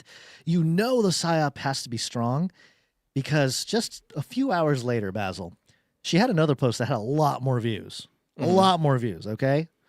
And this had 15.7 million views. And she said, yikes, AOC has gained at least 50 pounds since getting into Congress. She's getting massive at AOC. 15 million, 3 times as much people are freaking out about, Laura Loomer called AOC fat, then, hey, the techno dystopia is here and you're lying if you don't like it. Yeah, and we're I mean, tricking that really you to support says it all. That says it all right there. I mean, I don't know. Nope, makes total sense. So there you go, folks. I mean, this is it. We're working our way into another summer of love in 2020. There was a lot of back and forth about whether we'd see it or not, but I'd say this one escalated pretty quickly, and we don't know if the escalation has even completed yet. So we're just getting started. I'm sure. Just getting started. It's going to be an exciting summer. But remember, when you're watching your timeline go by, you know this. We all know this. Your entire worldview is not constituted by a single tweet by Laura Loomer or a single tweet by somebody on the ground at the riots. That's not how it works. But the algorithms, they don't just work on a single tweet. They control every single moment, every second that you spend looking at your timeline. Every feed that is, algorithmically fed to you, that is a tool not even a tool. That is I just call it a being, a demon whose sole job is to craft your worldview for you. And they are very crafty. They know how to pull the strings. They know how to push your buttons, and they know exactly what to give you at the exact moment. So keep an eye out. This is everybody's homework. Keep an eye out for the things that would or seem to be attempting to change your mind about Palantir, to change your mind about surveillance, to change your mind. These little things, it'll happen almost imperceptibly. But I imagine by the end of the summer, we're going to have a lot of people begging for Palantir in the same way that, after 2020, we had people begging for things like, I don't know, vaccine passports or contract tracing. It may not have been you, may not have been your friends, may not have been, the people that you're close to, but they got their turn. And now it's time for, I think, conservatives to get locked under the mind control of being pro-surveillance state, pro-Palantir. And we're gonna keep the updates on it. Yeah, and the staging's really set for some pretty sensational stuff to go down now that we're in the American genetic engineering era with the first CRISPR baby going home. I can see in the next few years, and maybe in the next decades, it may not even take that long, where you have certain individuals that are able to withstand certain things. For example, with all this public riots, stuff like that, somebody brings some kind of bioweapon, right? Or maybe even just one of those smoke bombs. And boom, they set off the smoke bomb. Everyone's affected. They're dispersing. But one guy, he's not affected. Who's that guy? The news reporter. Why is it? He does not seem affected by the thing. Oh, he got some CRISPR thing going on. He's immune to any kind of, or whatever it is. DNA. So these types of mutant humans will also probably become, coming to the spotlight here. But you mentioned something about craft before we land the plane here. I just want to mention Daniel 8:25, because it talked about how this individual, perhaps the Antichrist, through his policy, he shall cause craft to prosper in his hand. And, people have associated that with witchcraft, but you can say that this whole apparatus here is something that maybe it is in the hand of this individual. And he shall magnify himself in his heart, and by peace shall destroy many. He shall also stand up against the Prince of Princes, but he shall be broken without hand. So, whatever this thing is that's rising, we know ultimately there's going to be some kind of public declaration against God, or that they are God, one or the other. And that's the direction it's headed. So, of course, the counterfeit ledger needs to go up. Basil, everyone needs to be a part of the counterfeit ledger so that the Christ, quote unquote, you can't see the air quotes for some people listening, the Christ will show up to save us with his peace and let the craft prosper. So, interesting. Technochrist. Yeah, there you go. Spy craft, surveillance craft, spy Christ, control craft. This kind of is in line with the we talked about last episode with the CIA agents being like pro-Christian and trying to push Jesus as an espionage guy. It's like the same type of deal there. Yeah, Jesus was the first CIA agent. Right, exactly. The guy was saying. All right, let's take a second. We got more stories to get into that'll actually fit right into what Gonz is laying down there. But let's take a second and thank our executive producers. Let's do it. Executive producers. We are on the value for value model, folks. You're not going to see any advertisements, no corporations going to be involving their incentives in this show. We're on the value for value model, which means we don't take any money from corporations, commies, cartels, governments, non-government organizations, or billionaires of any kind, at least not to my knowledge. And that's because that system, whether it's sponsorships, advertisements, whatever it is, it's so common, it's almost absurd to think that a show could exist without that kind of support. But with that comes the strings attached, comes the puppet strings, comes the corporate incentives, comes the mind control, comes the advertising witchcraft that, much like the theater of war we are seeing in LA, is perfectly crafted to manipulate your emotions, not just to spend money on stuff you don't need, but also to install the software of corporate incentives, to install the software of pro-establishment messaging, that kind of stuff, in a very emotional way. And what is more emotional to people these days than their money? There's almost nothing that's more emotional than money, commerce, the economy, stuff like that. And so we have for so long done our best to turn our backs on that system, which wishes for control in the most subtle and sinister ways. But instead, it's value for value, which is very simple. We try to create as much value as we possibly can. We try to do it as often as we can. And if you, individual person, if you get any value from what we do, the responsibility, it's, even if you don't want to take it as a responsibility, the reality is that it's up to everyone to put value back into the system to keep the show going. And that value can take any form you want. Time, talent, or treasure is a great way to remember it. And whether it's helping with your skills to help us build stuff on the back end, or promote things, or sustain different systems, whether you're a talented artist or a musician to create jingles and art, or if all else fails, you can help out the show financially. It's very important, and that's why we like to thank our producers, because that's what they are. And I'll start with our executive producers. These are people who have supported the show for $100 or more for any individual episode. And they can, if you're interested in how to produce the show in any way, you can go to canarycry.support.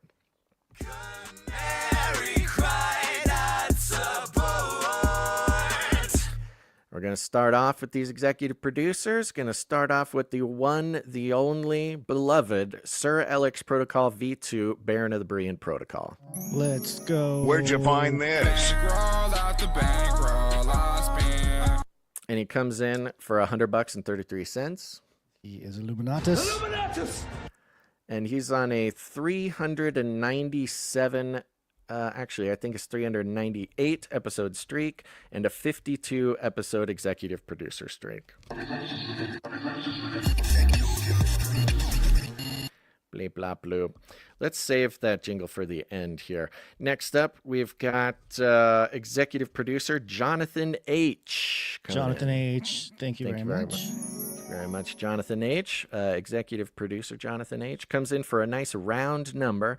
And for those who don't know, if you support the show with a nice round number on the 10 or the 5, that's you telling us you'd prefer we not disclose the amount. If you don't mind us disclosing the amount, you can come in and put some funky numbers in there. 33 cents, 77, 1, 2, 3, 4. That's just you telling us that you don't mind us disclosing it. So thank you very much, executive producer Jonathan H. Thank you. Next up, we got Sir Jamie, not the Lannister. Sir Jamie, thank you very much. Thank you very much. Executive producer Sir Jamie, not the Lannister, coming in with his weekly tithe to support the show. Thank you so much. We take that very seriously and are just totally blessed by you, Sir Jamie. Thank you. Absolutely. Thank you so much. Last but not least, we've got executive producer Chelsea S. Chelsea S. Thank you. Chelsea S. coming in again for $111. 111. And Chelsea S. sent in a note, and Chelsea S. is celebrating my birthday with CCR. Woohoo! Yay. It's my birthday.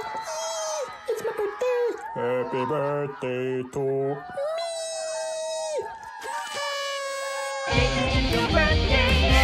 me. Happy birthday. Happy birthday, Chelsea S. Thank you very much. That concludes our list of executive producers. Thank you guys so much. We invite anybody to go to canarycry.support to learn all about producing. A big old shout out to our monthly recurring producers. Goodness gracious, we would be nowhere without the without our monthly producers. These are people who just decided, hey, I've been getting a lot of value. I want to put value back in, but I just don't want to think about it. And they sign up either for something like the Supply Drop or the T-Shirt Council, where they can support the show on a monthly basis and get stuff back every quarter. What do you got going on over there? Well, no, the base has been booming quite a bit the last couple of days. Obviously, probably getting ready for war with China or something like that. But that last boom was loud. That shook the house. Oh, you're feeling a boom over there. Okay. Yeah. It's Good not stuff, coming. you know? not coming through to me, but that's, Great. I mean, you're kind of by, what is it, Pendleton? Pendleton, yeah. I'm by a military base, so it's normal, but it's been a little louder the last couple days. I mean, that is the because of all this stuff. military. That is the military base that deployed the Marines that went up to L.A. So So there you go. Right in it. Yeah. See. Where was I? Yeah. Thank you to our monthly producers. You know, in a perfect world, I would imagine that every 30 days or so, people who really get value from the show, they're tuning in to most shows. You know, they like it, they want it to continue. They would choose, you know, once a month just to produce the show, just whatever makes sense to them. Maybe it's making something or helping us with something or producing financially. And so when people come in and they sign up for a monthly recurring thing, it's not only very important in a practical sense, but just warms our heart. So God bless you guys. Yeah, thank you so much. We had a shorter list of producers today, so I'm going to run through and just thank them all real quick. Okay. These are people who came in under the executive producer amount, but over $7.77. It entitles them to have a note read on the show if they'd like. And so I'm going to go ahead and thank producer John W. John W., thank you very much. Yeah, comes in for a nice round number on the 5. And he sent a message. John W. says, "The call-in show and Basil's rambles are awesome. Love you guys. God bless you." Well, God bless you, John W. Thank you very much. Apologies to the podcast listeners. The last Canary Cry Clubhouse did not get posted, but Gons has promised he's on the job. Basil had to stop me from doing some harakiri. I felt very guilty about it. I didn't even realize it. I was very sick over the weekend, so I didn't really get around to doing stuff. But well, it's a new thing in the schedule, so we're still working everything into the consistent schedule. But the last week's Canary Cry Clubhouse should be dropping today or tomorrow. Gons will get on it. Yeah, I'll get on it. Next up, we got producer The American Hobo is back. American Hobo. For 2332 on a 16-episode streak. Ooh, that's a 16-episode streak. American Hobo, thank you very much. Yeah, we also had producer Aaron B. come in for a pocket full of 7s on a 30-episode streak. Aaron B., thank you very much. It's another streak. And last but not least, we got CageRattlerCoffee.com coming in. And this is big and fun. We have a message from Sir Ike that we're going to play here in a moment. But Cage Rattler Coffee, this officially is the 33rd episode where Cage Rattler Coffee has supported the show. Wow. Cage Rattler Coffee, where value for value never tasted so good. Give him that 33 jingle. Just Cage Rattler Coffee is a Lizard Master shill. Oh, look, that's right. Okay, sorry. Different folder. Got stuff going on. Illuminatus! And where's my Illuminati? What happened to my Illuminati? Lizard Master shill. I know what it is. I know what it is. It's not where it's supposed to be. So you're just saying disappeared. The lizard man stole my. Oh, here it is.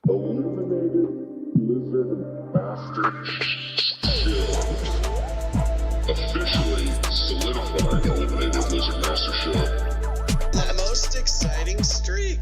There you go. CageRattlerCoffee.com is an Illuminated Lizard Master shill. Thank you very much. And for those who don't know, go to CageRattlerCoffee.com. You're going to drink coffee. You have to drink coffee. You're going to buy it anyways. Don't give your money to crazy corporations who hate you and everything you stand for.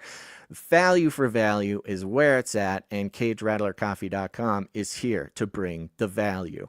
It's all, you could not imagine a better quality setup, especially one that goes to support a show that you get value from. You got to drink coffee. You got to get it from CageRattlerCoffee.com. The compliments just keep rolling in. It is the best coffee in the world, or so I've been told. And they got everything. You got everything you need. The beans, they're getting the beans straight from Honduras and Peru and Nicaragua and all those places. It's getting roasted by a Canarian in small batches, packaged up and sent out directly directly to you. And of course, a portion of every sale comes to support the show. It's the parallel economy. It's keeping the value flowing in the cycle of value.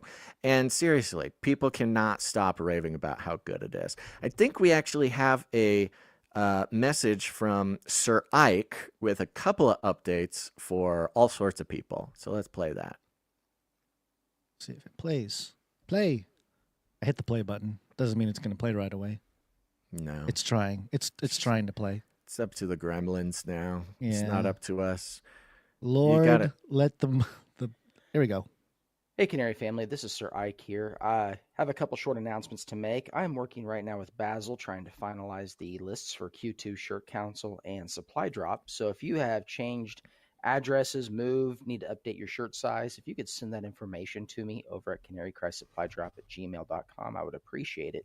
Also, to let everybody know, over at Cage Rattler Coffee, there are a couple new coffee offerings over there. I put a couple new ones up over the weekend. We have a medium roast Ethiopian, and we also have personally one of my favorite coffees. It's a dark roast Tanzanian.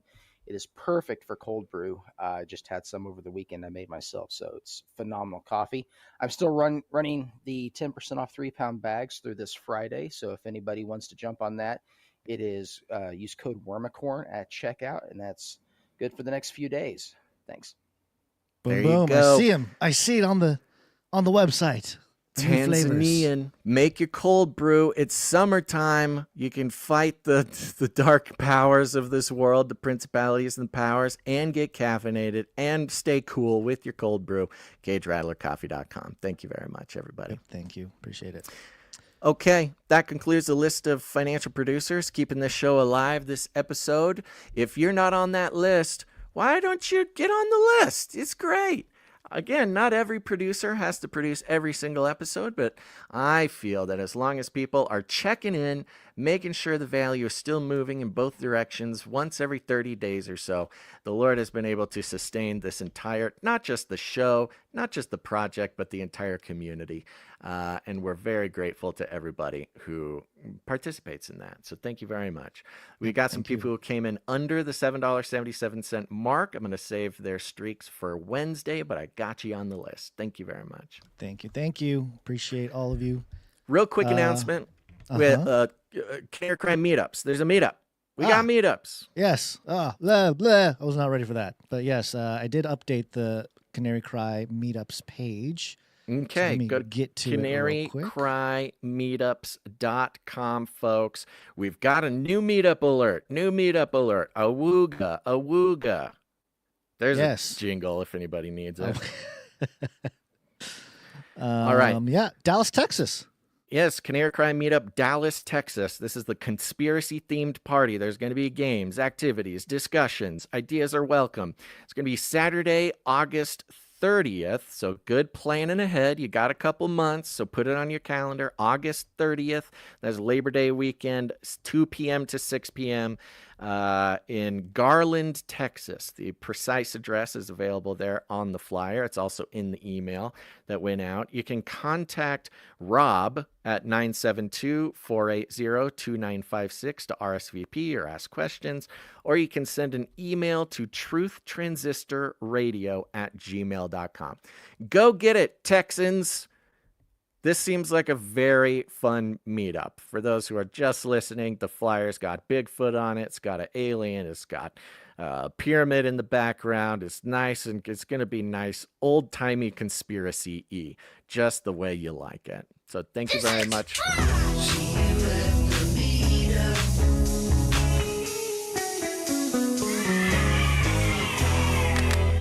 CanaryCryMeetups.com. And one last shout out. I want to give a shout out to CanaryCry.community. I don't know if we have a jingle for that. We must have had a jingle for that at some point. I know we definitely did. It was that nice soothing one that why don't you look around for it? I just want to thank everybody who's at CanaryCry.community. This is a community forum that we haven't been shouting out a lot recently, but I am doing it now because I jumped on over there just to check it out. There are a bunch of really great Canarians. This is going to become more and more important. There's been several studies and a big movement in culture. I haven't really brought it straight to the show very hard yet, but the public internet is about to die. It may already be dead between AI, between advertisements, between data issues. The public-facing internet, when it comes to like Twitter, timelines, Facebook, the public sort of open side of things, it's just becoming horrible for so many reasons. Not even to mention the mind control, narrative control, social engineering aspect of all those bits. People are moving into smaller, more private, communities on the internet just because you're tired of it. You're tired of the madness, tired of having your emotions messed with, tired of becoming an asset, like Gon said, unknowingly becoming an intelligence asset. And smaller, closed communities, that's where people are going. That is where the real quality interactions on the internet are going. And, of course, we've got our Telegram group. We've got our Discord channel. You should definitely join those if you are parts of those platforms. You can find the links to that at canarycry.party. But you can also find canarycry.community. This is a very robust, very cool, slower paced, non-mind control, hypnotizing timeline of delivered narratives. It's just cool, calm, collected connection with your fellow Canarians. So I highly recommend that. And give me a shout out if you go there. The URL is canarycry.community, or you can find a button at canarycry.party.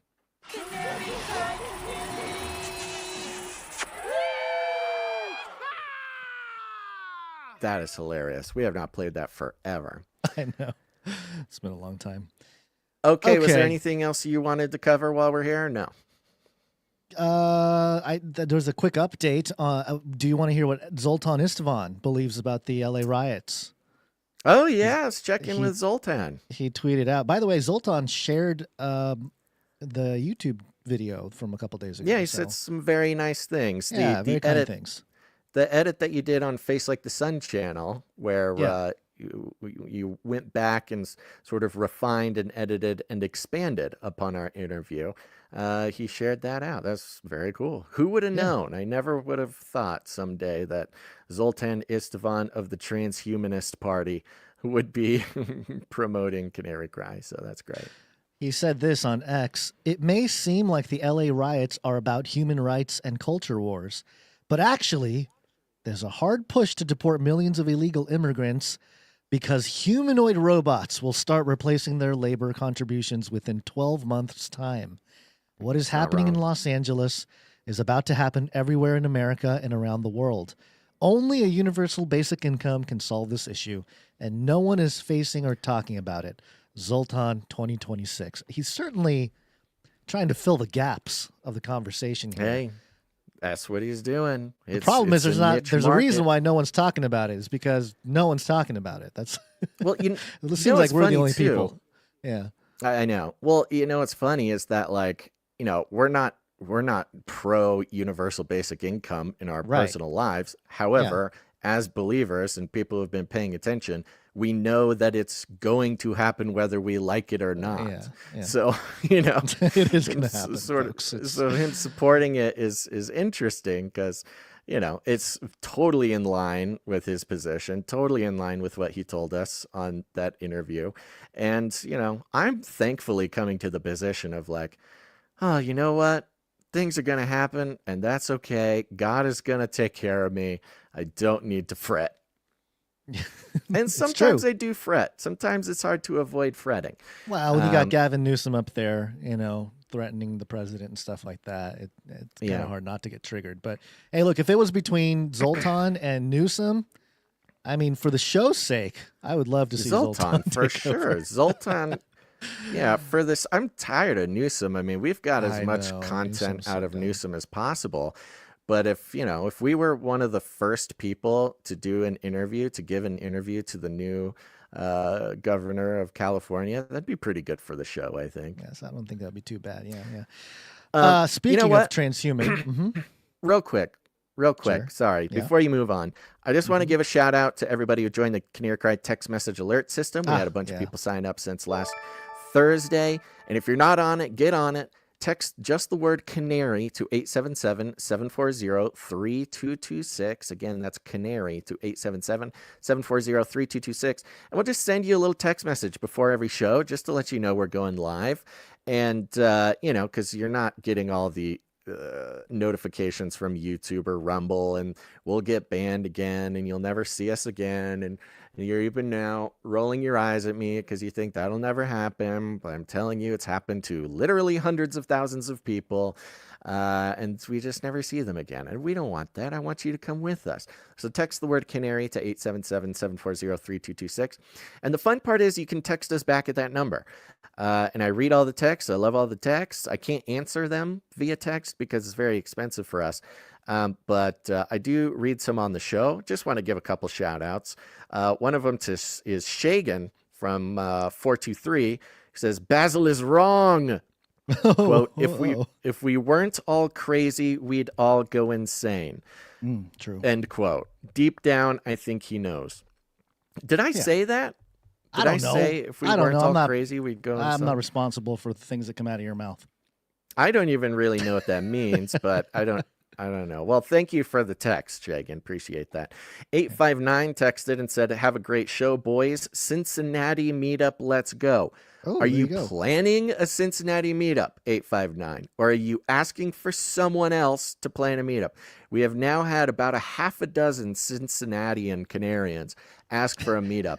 You guys are the ones who put on the meetup.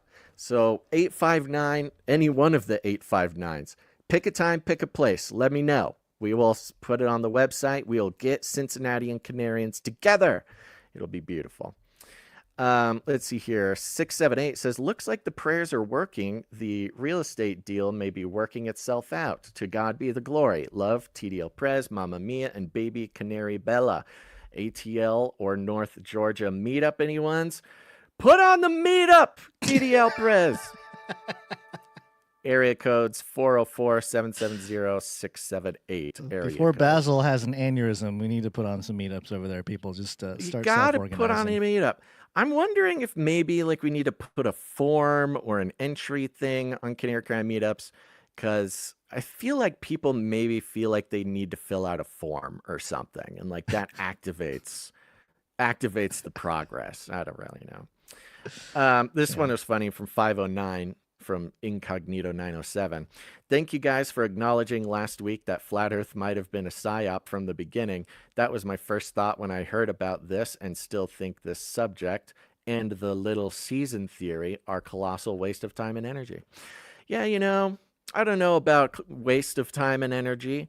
Why, we do suspect that maybe Gons and I could, if Flat Earth is a PSYOP, which it could be, I don't know. If it was, we were definitely used back in 2015, being one of like the first podcasts to have someone on Flat Earth. Little Season, I'm finding it surprisingly hard to get somebody to talk to me about the Little Season, but we have touched on it over at Canary Cry Clubhouse. All right. Other than that, let's see here. 484 says, hey, MMS here. That's Millennial Mustard Seed. Thank you very much. So go join the Canary Cry text message alert system. Text the word canary to 877-740-3226. Send me a message. Say hi. Okay. I think that is now all the things. Yeah. All right. Yeah. Got to connect with All the right. people. Got to keep them. Let's go. Got to do it. Yeah. Got to keep I mean, them that plugged is one of the things that actually, by the way, just reminded me of one last thing. And if anybody was going to skip this, they'll have already skipped it, and they're not going to be even hearing this.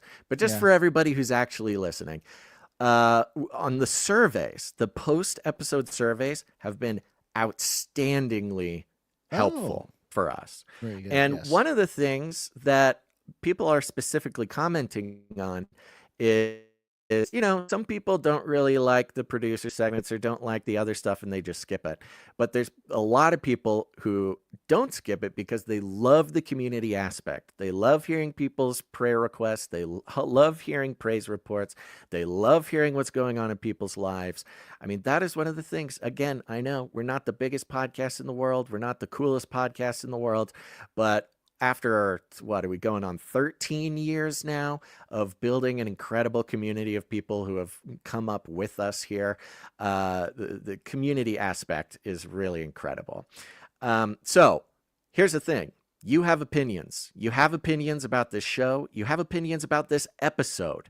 And we are doing, until further notice, putting together post-episode surveys. Here's the thing. Each survey is different, okay? So if you've done one, don't think that you can skip the others, because they're all different and they all dig into different important things that Gons and I need to know to make the show better. So if you have an opinion about the show, if you're upset at it, if you like it, if you want things changed, the best way to get your change made in the show is to take the post-episode surveys. You'll find the post-episode survey link in the description of this video, in the description of this live stream, in the description of this podcast post.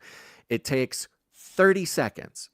There's literally 3 questions that are multiple choice that you have to do. And then there's 2 extra ones if you want, but you can skip them. That's a total of 5 questions. Should take you literally 5 seconds per question to get it done. And it's incredibly helpful for us. And look, obviously, the first people who are going to be do the surveys are the people who do care a lot about the show and who are here and want to make it better and are engaged and stuff like that. But also, that means for those of you who maybe we're not your favorite podcast, maybe we're your second favorite, maybe you just catch us once in a while, maybe whatever, it's based on events in the world. This is your chance to really get your voice heard by Gons and I, because we obviously have to do some transitioning. We're going to be doing some fine tuning. We're going to be doing lots of stuff. And it's all, I mean, look, you can email us. You can tell us what you think in the comments. You can text it. That's not data. That's not organized. That's gone. The second you do that, it's gone. I'm sorry. Even if we do hear it, read it, it's just gone. There's nothing to it. But if you go into these surveys, the post-episode survey, and do the thing, fill the answers, tell us what you think, then you're really going to be affecting change. So don't burn any cars. Don't break any buildings. Don't hurt any cops. Don't do any of that. Nobody's listening. The way to make change is to fill out the post-episode survey. You mean don't hop on a boat and try to break through Israeli barricades? Don't challenge the Israeli government via naval activist operation. Just don't do it, okay? Just fill out the survey. Man, if only Greta would have filled out the survey about, the Israel-Gaza conflict instead of getting on a boat and doing this whole thing, maybe something could have changed, but no. Mm-hmm. Yeah, we'll talk about that in a second. But yeah, good stuff. All right. Are we good to go? We're good to go. Let's go.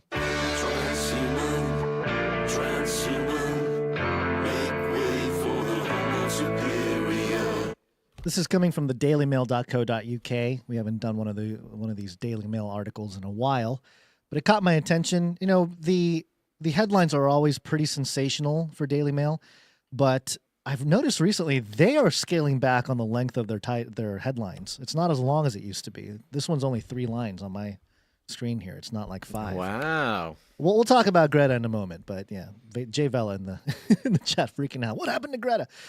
But before we do, headline, dailymail.co.uk, millionaire futurist creating mutant humans reveals when new race will make ordinary people obsolete. Wow, yay. Did this person, millionaire futurist, watch the movie Obsolete by our friends Mel and Aaron Dykes of Truth Stream, or is he just using the term as a straightforward reference to the actual obsolescence of humans. I don't know. It says here, humanity is on the verge of being replaced by a race of superhuman hybrids with powers only dreamt about in movies. Wow. Okay, this sounds just like a Face Like the Sun video from 10 years ago. Herbert Sim, a millionaire tech investor and futurist in London, has began pouring his wealth into the study of transhumanism, the enhancement of humans through science and technology. Sim told DailyMail.com that a new mutant race could be walking among ordinary humans within the next 5 years. At that point, 5? Yes, 5. 5 years. Yes. At that point, Sim claims that the human race will essentially be obsolete as these real-life X-Men make it possible or impossible for regular people to match their abilities. His tech startup, Neurochip.com, has been...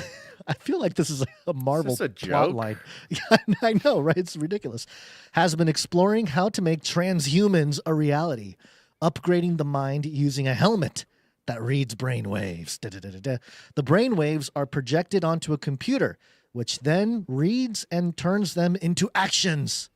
Sim said that it's one of the first steps in upgrading humanity, allowing this new race of mutants to live longer and defeat diseases. Quote, transhumanism can help to extend your life for 500 years, and then it's amazing to think what we can achieve, Sim said.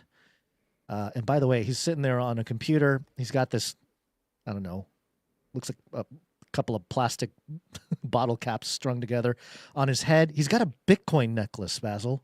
Of course I don't like this. He's got a chain necklace with a Bitcoin logo on there. That does not make me happy. And a very expensive watch. And continuing on here, humanity has now reached a point where we are at a crossroads and we're trying to accept technology into our lives to enhance our lifestyles, the entrepreneur said. Although X-Men may still sound like something that only exists in science fiction, animal-human hybrids, mutants, have already been created in Japan. In March 2019, Japan's Ministry of Education, Culture, Sports, Science, and Technology lifted a ban on creating animal embryos with human cells and allowing them to be brought to term in surrogate animals. I do recall reporting this, but 2019, this is right before the pandemic, so the pandemic kind of washed all of our memories of anything we were reporting beforehand. This allowed stem cell biologist Hiromitsu Nakuachi from the University of Tokyo to inject human stem cells into rodent embryos, creating a hybrid that couldn't form a normal rodent pancreas. The goal of the project was to grow a human-compatible pancreas in those rodents instead, which could then be used for organ transplants. What is this? They're just talking about other stuff. They've just moved on to a totally different guy and a totally different story. You know, it's just an example. There's just back to the guy. Quote, all of this technology is here to help humans transcend and live longer, Sim explained. These are possible superpowers that it sounds like this guy just discovered transhumanism and now he's like pouring all his money into it. So he's got to talk about it. These are possible superpowers that humans can have through the use of genetic technology, he added. Sim compared the rare sight of a mutant in today's world to ancient humans claiming they saw dragons. And it goes on here. While the accounts seem fantastic and hard to believe, the futurist argued that too many different cultures share the same stories and depictions of these mythical creatures for them to be fake. Talking about dragons. However, Sim warned that human mutants won't go extinct like the dragon presumably has. Mutants will grow in numbers and eventually take over society. Because of these very dominant new races, they will be better than humans in every single way, Sim revealed. The humans that are left over, they will not be able to contribute to society as effectively as these transhumans. And this is when humanity will then become obsolete, he added. Is this a story arc for a villain? Like, what is going on here?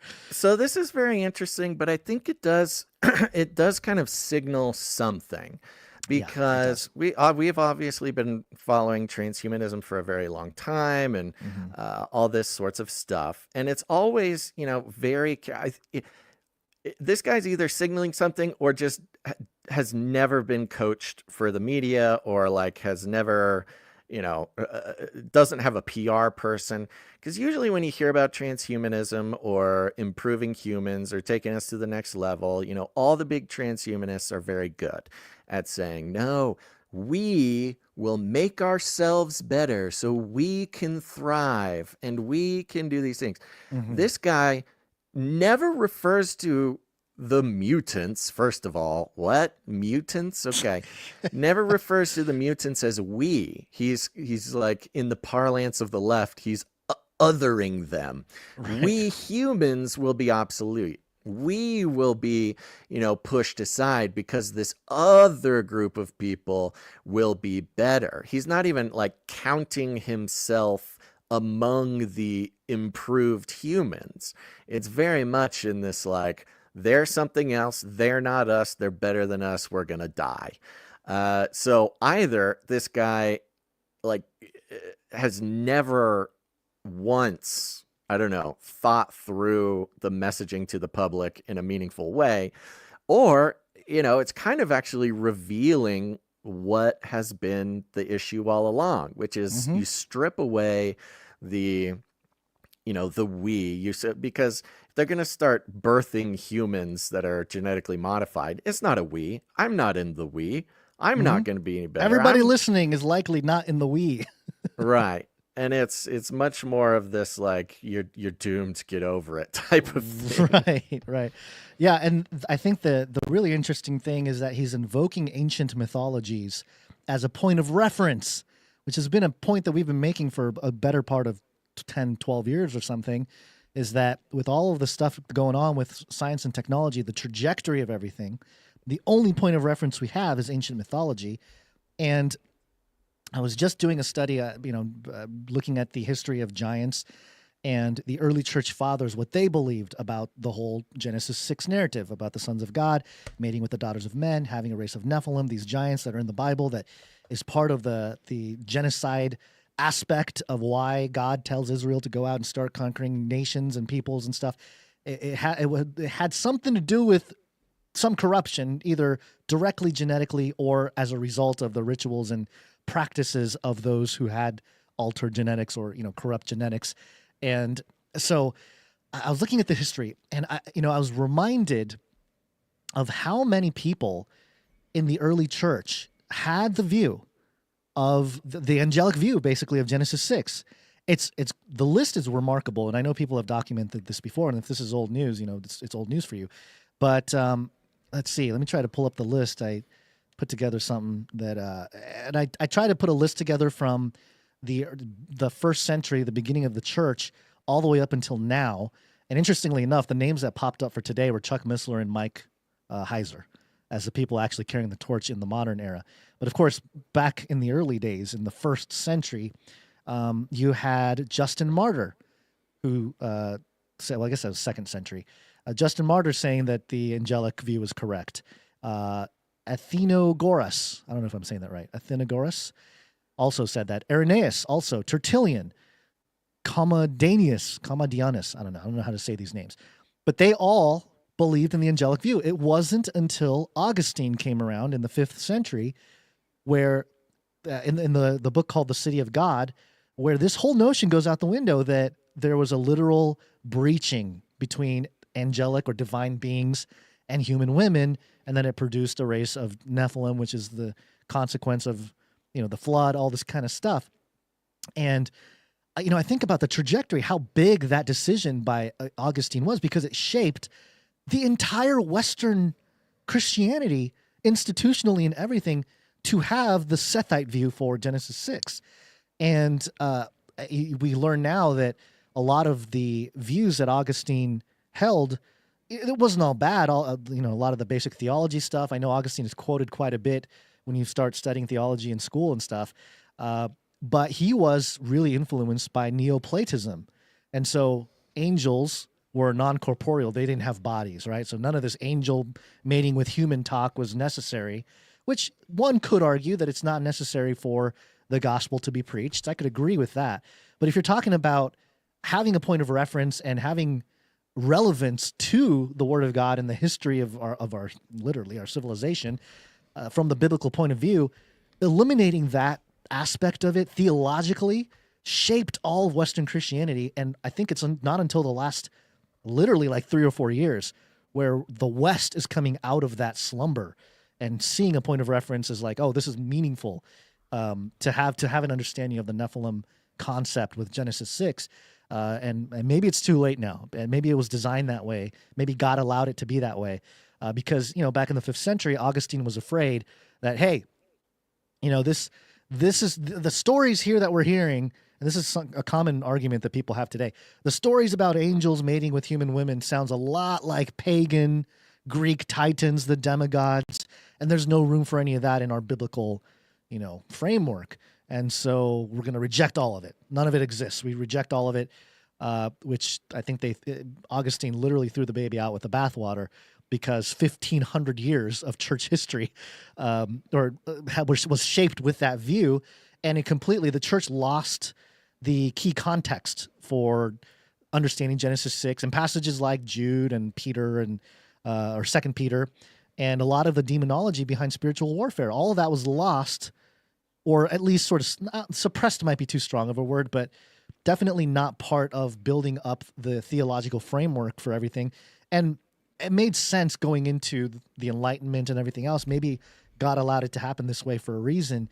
But now it's just so interesting that we're in this era again. And as I've been yelling about for over a decade, and Basil too, and others out there, that we are entering this era where we're playing with the building blocks of life scientifically. You got these guys in lab coats inside a lab, very well funded by us and whoever, who knows, tinkering with the building blocks of life, all in the context of we're trying to help humanity and help us live longer and all this kind of stuff. But it seems to be repeating the very thing that caused the flood of Noah, which is kind of wild to think about, but it is what Jesus literally references in Matthew 24, that as it were in the days of Noah, so shall it be in the coming of the Son of Man. And so the patterns repeat. There's nothing new under the sun. But it's one thing to hear it from people like us who've been screaming about it for a long time.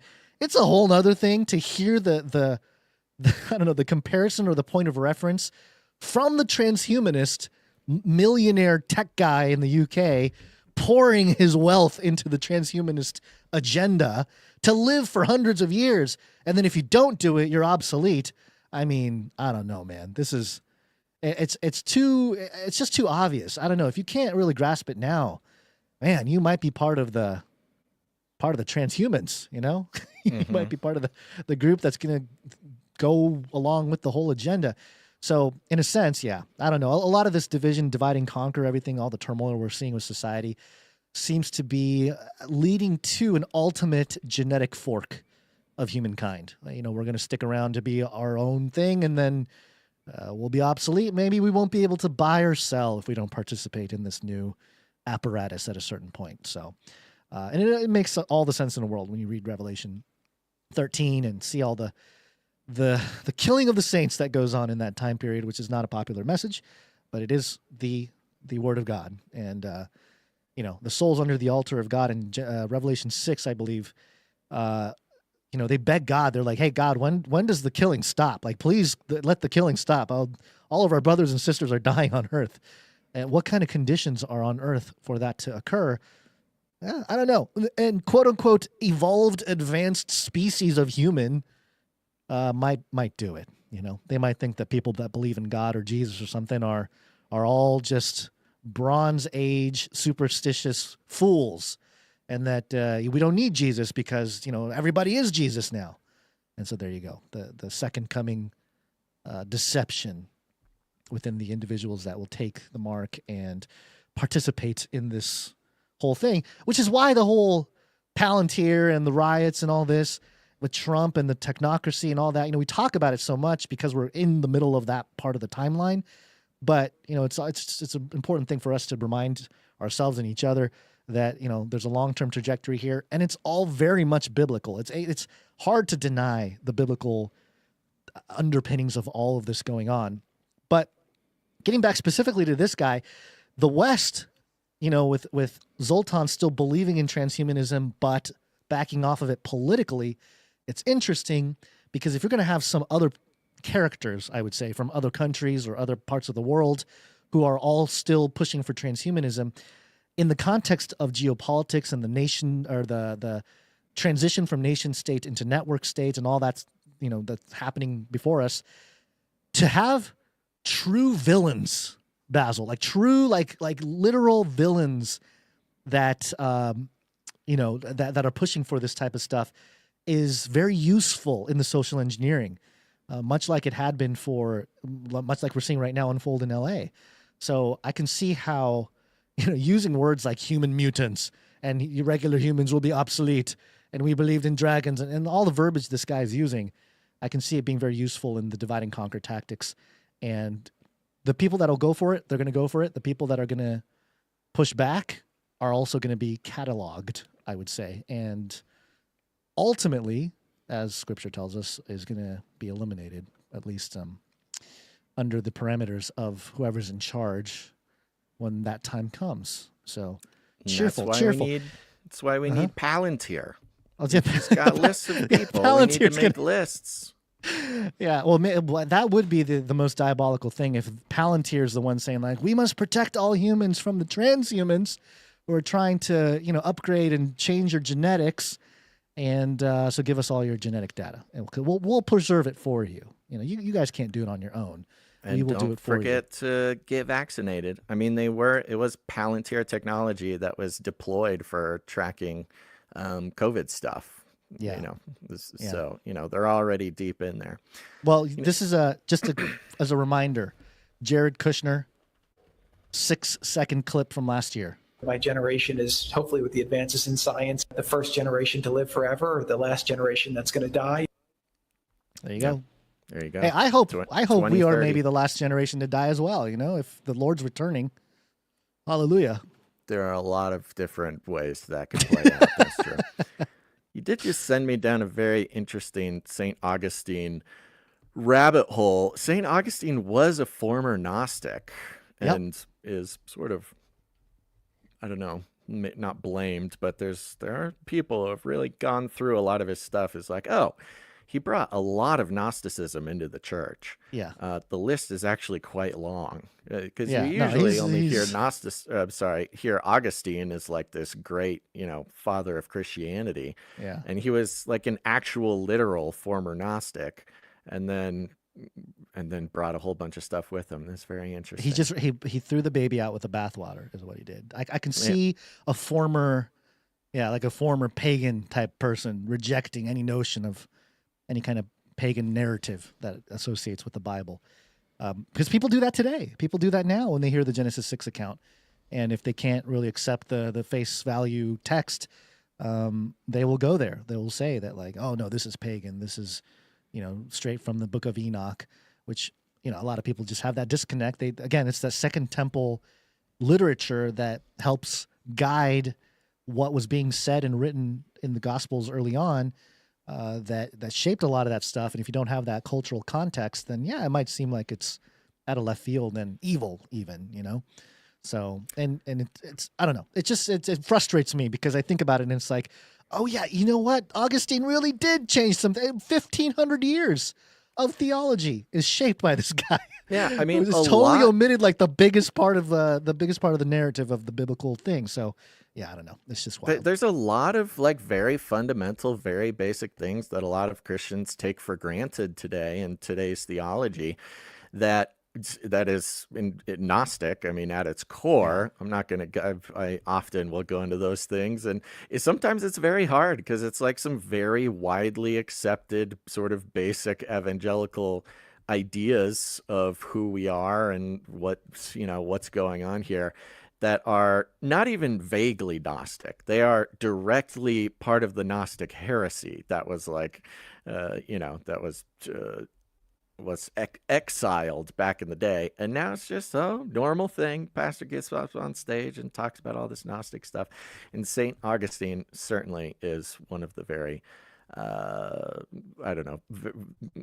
roots of that sort of inheritance, which, I'd say there's a lot of not saying everything the guy did was whack, but I find that the pastors who really love to quote St. Augustine are the ones that also have like smoke machines and lasers at the church.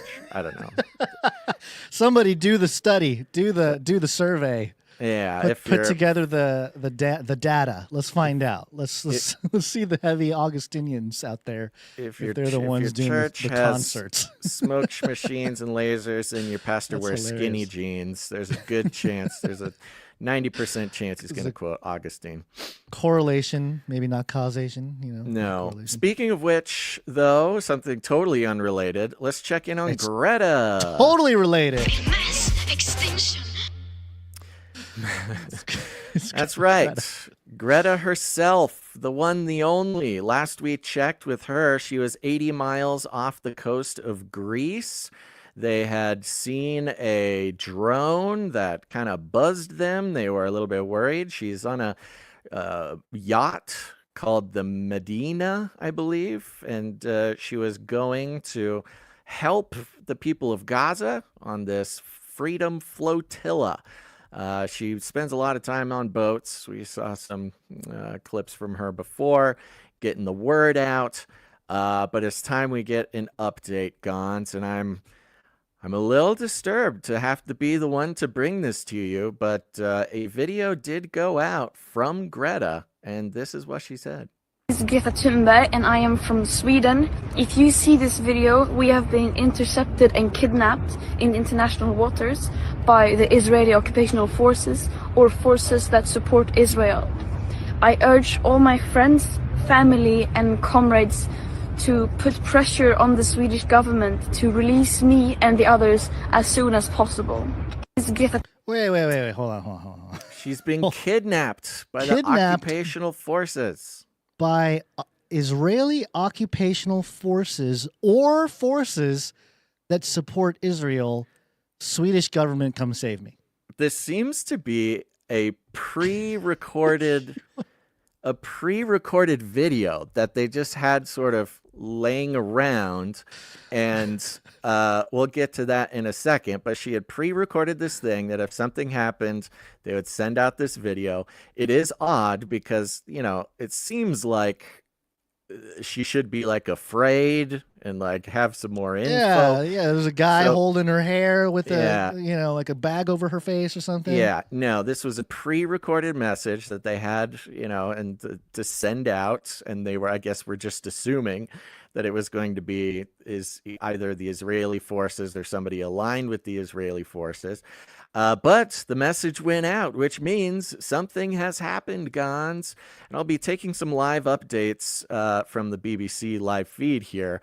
Gaza activists' aid boat with Greta Thunberg on board docks in Israel. Okay, so the Israeli, I don't know, Navy or some IDF force, they rolled up on the Greta's yacht, and some very interesting footage is seen here. If you want to go to, the kidnapping video went out first, and some sort of messages in that regard, and then there was some other video that went out.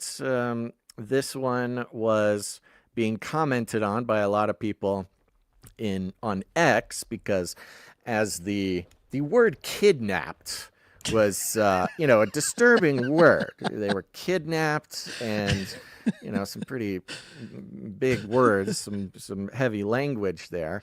And some more footage came out. Here is the IDF passing out water bottles and sandwiches to the kidnapped activists. They're all very quiet. This looks a lot more like a rescue than a kidnapping. They're handing out sandwiches. Doesn't it look that way? Where's they're Greta? all wearing. Oh, there she is with the green green hat. She's like hiding She's behind. kind of hiding. I She's can't got tell the if she green was. Pepe hat. Yeah, I couldn't tell if she was meaning to hide, but you can kind of see her little green hat just poking out there. This is the IDF with night vision goggles and fully suited up, handing out water and sandwiches to Greta. Now, obviously, This is this footage is from the IDF, and they're pro. You know, you got to get some footage of being nice to Greta. Yeah, you can't. And giving sandwiches, giving water. It's obvious propaganda taken by the IDF. You know, some interesting footage that was not taken by the IDF is this next clip. And this seems to have been taken by a security camera inside of the yacht, their craft, at the moment that they got rolled up on by the IDF.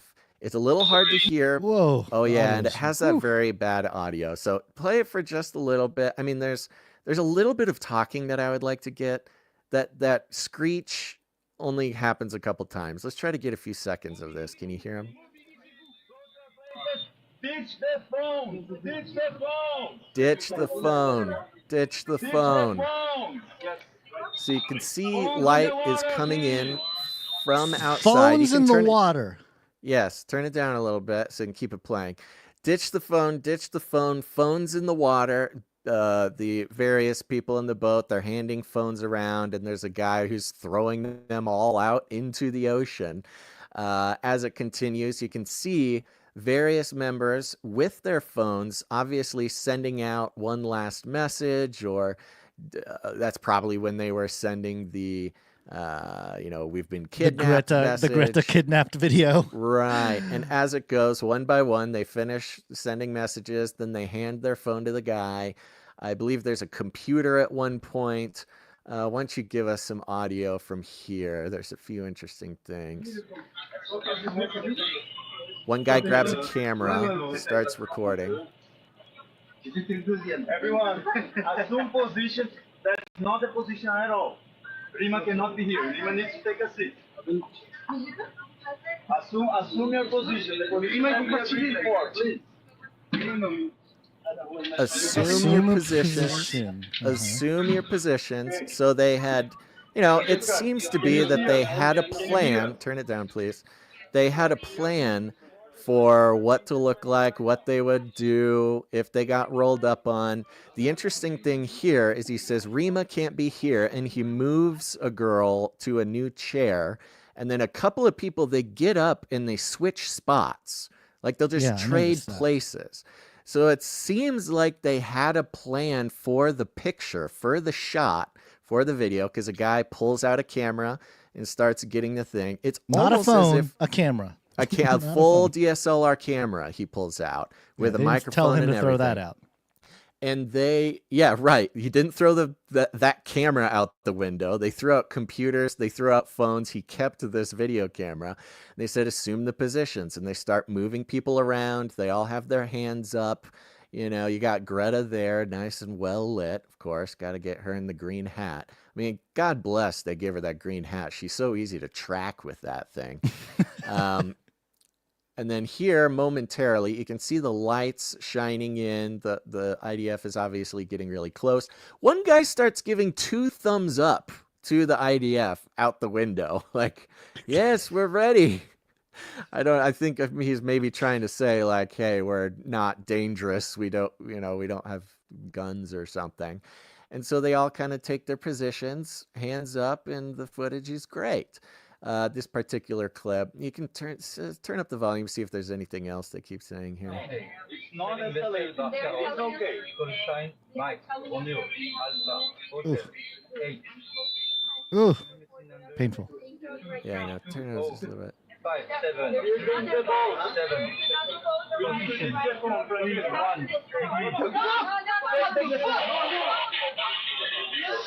Okay, this is where the IDF starts boarding the boat. You can see out the window the IDF boat pulls up, and then guys get out.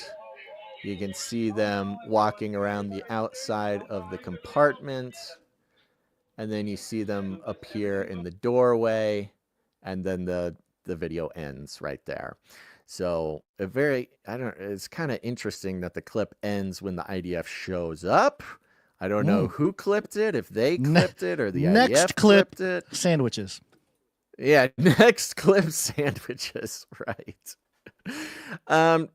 So let's see here. Back to the BBC Live thing. They have the clip. Watch the moment the Madeleine was intercepted.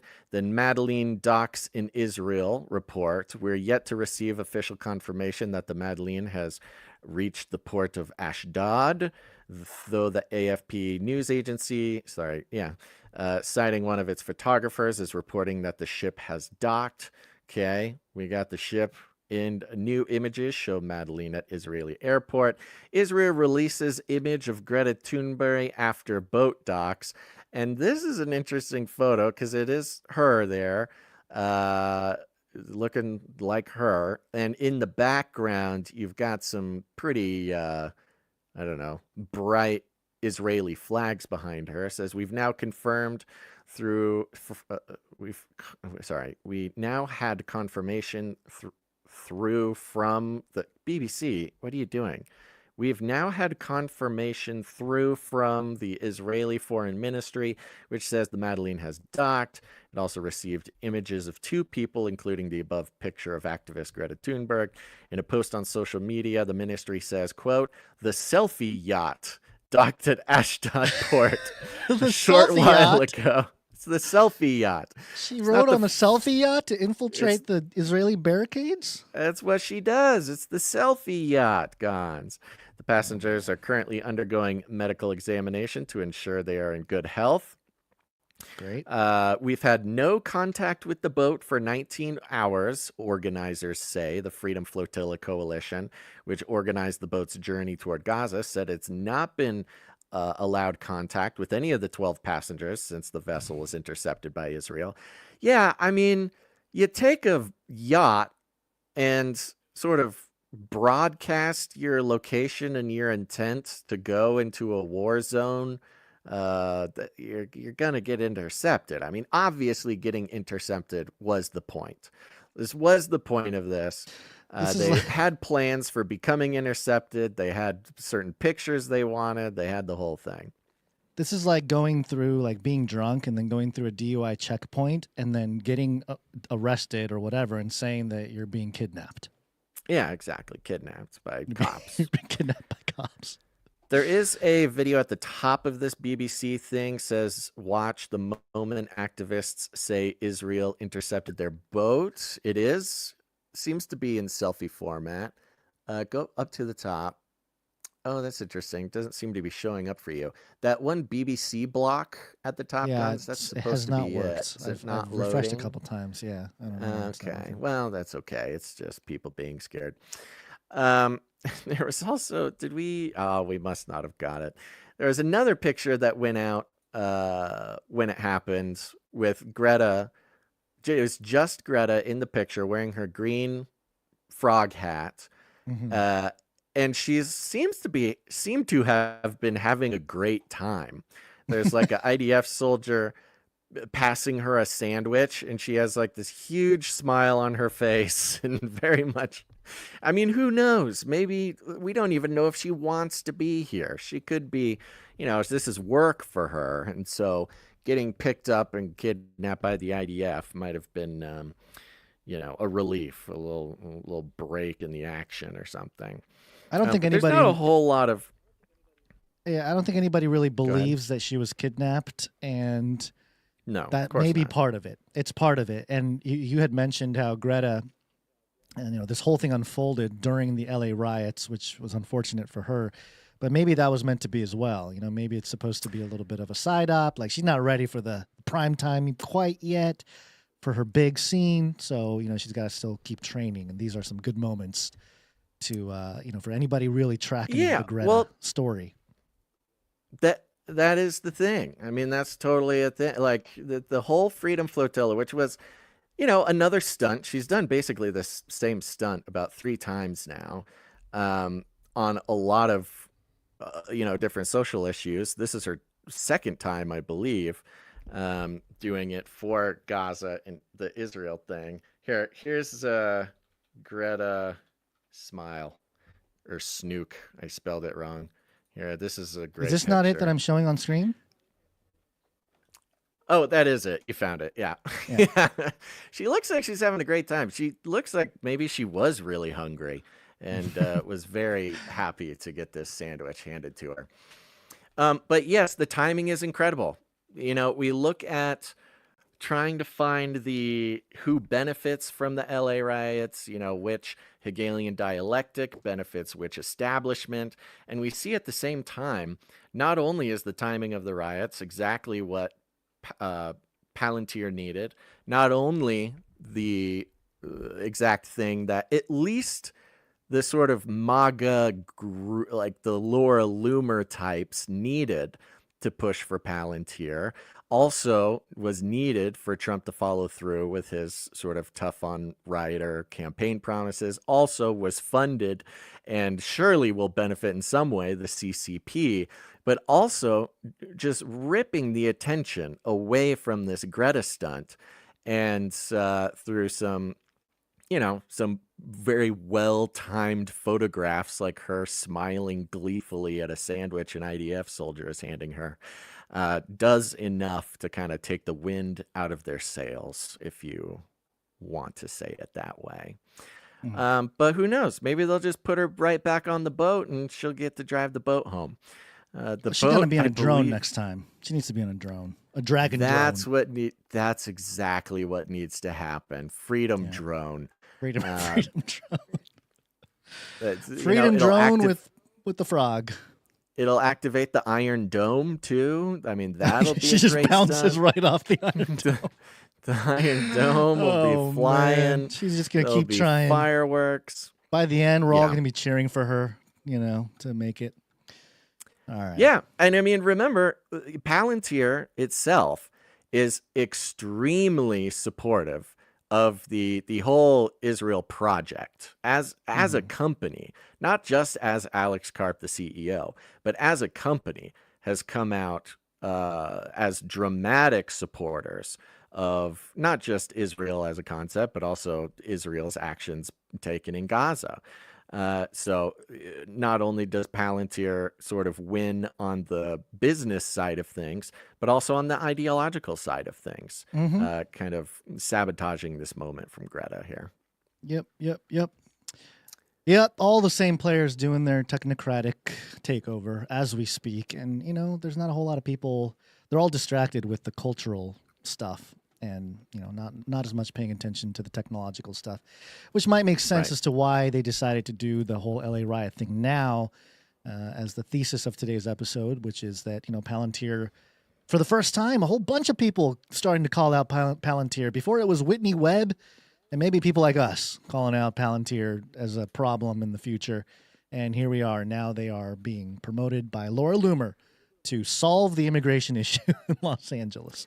Yeah, well, and you can see, I mean, this is the difficult part, because without the history of technocracy, without without knowing the ins and outs of what's going on with Palantir, with the, you know, not just the geopolitical system, but the whole technate, the principalities and powers moving us to the beast system. Without that context, social issues what's even the point? Like, it's not the point. It's truly a distraction at this point. It's truly is the without misdirection. You only have half of the picture with literally any social issue. You can see the social issues have sort of militarized lots of people, specifically on the left, but, you know, across the board. And the way that you radicalize people like that is giving them only half the perspective, half the thing. And it's very short-sighted and doesn't take into account the broad scope of, you know, the whole thing. And so I'm grateful just personally in my own life to have been brought to a place, thankfully by God, where zooming back and taking not just a wide look, but a deep look at stuff across the board, everything makes a lot more sense. And when things make sense, you're a lot harder to emotionally control. So I find that very valuable. Okay, Gons, anything else before we That's it. I actually check the PC, Basil, the private chat there. We've got PC. Look at that. Oh yeah, look at that. Let's go. Okay, let's go ahead and get out of here. Remember, folks, don't stop there. Hit the like button. Hit subscribe if you haven't already. You're going to want to come back. This is an ongoing thing. The whole narrative of humanity is ongoing. You don't want to just stop at one episode. So hit the like. It really helps us out. Share this where you can.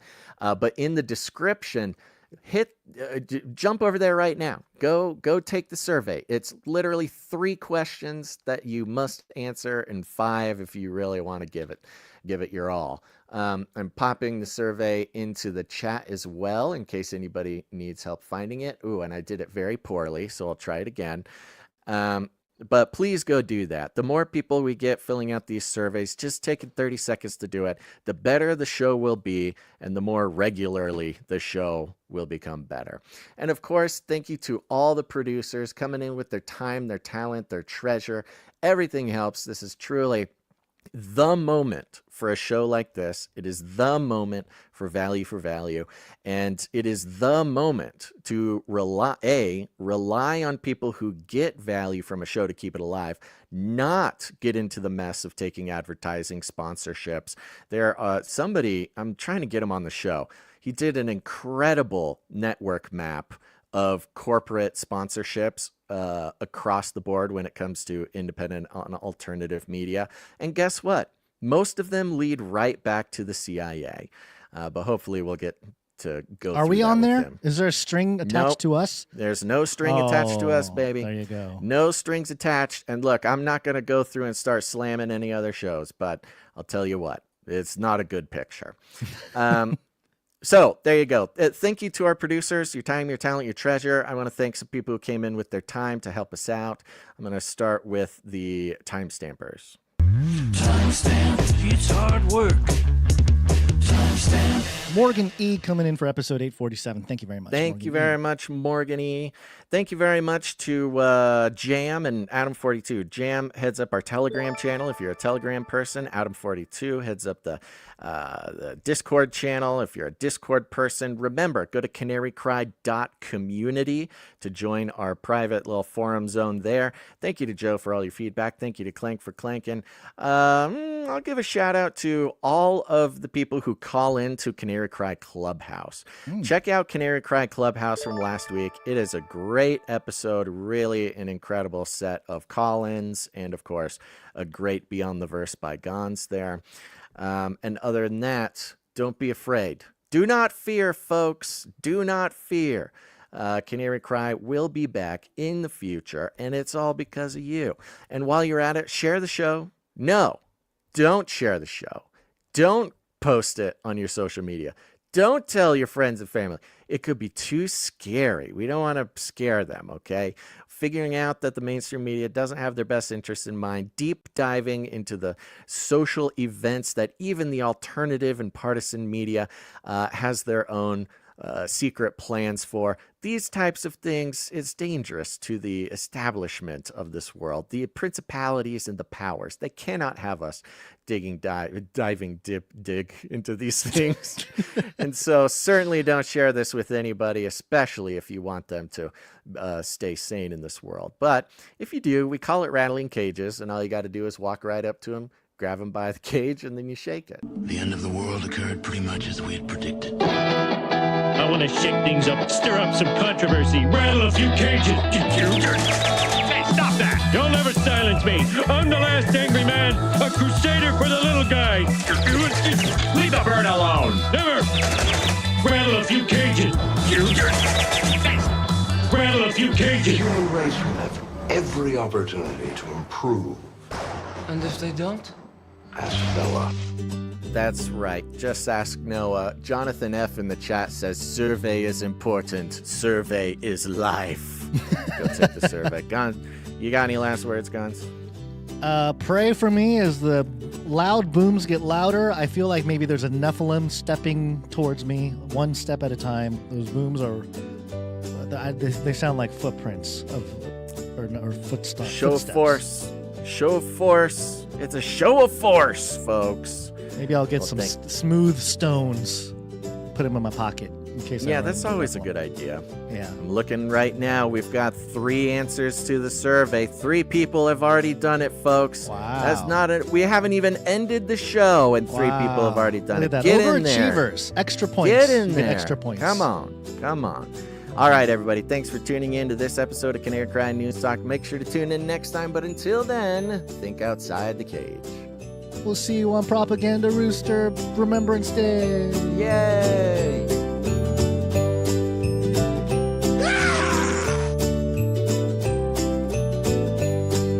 I'll keep you warm and safe in my people zoo. Give me a break. Give me a break. This is not about freedom or personal choice. Remember, reality is an illusion. The universe is a hologram. Buy gold. Buy! Value for value. We take no money from corporations, commies, or cartels. Connect!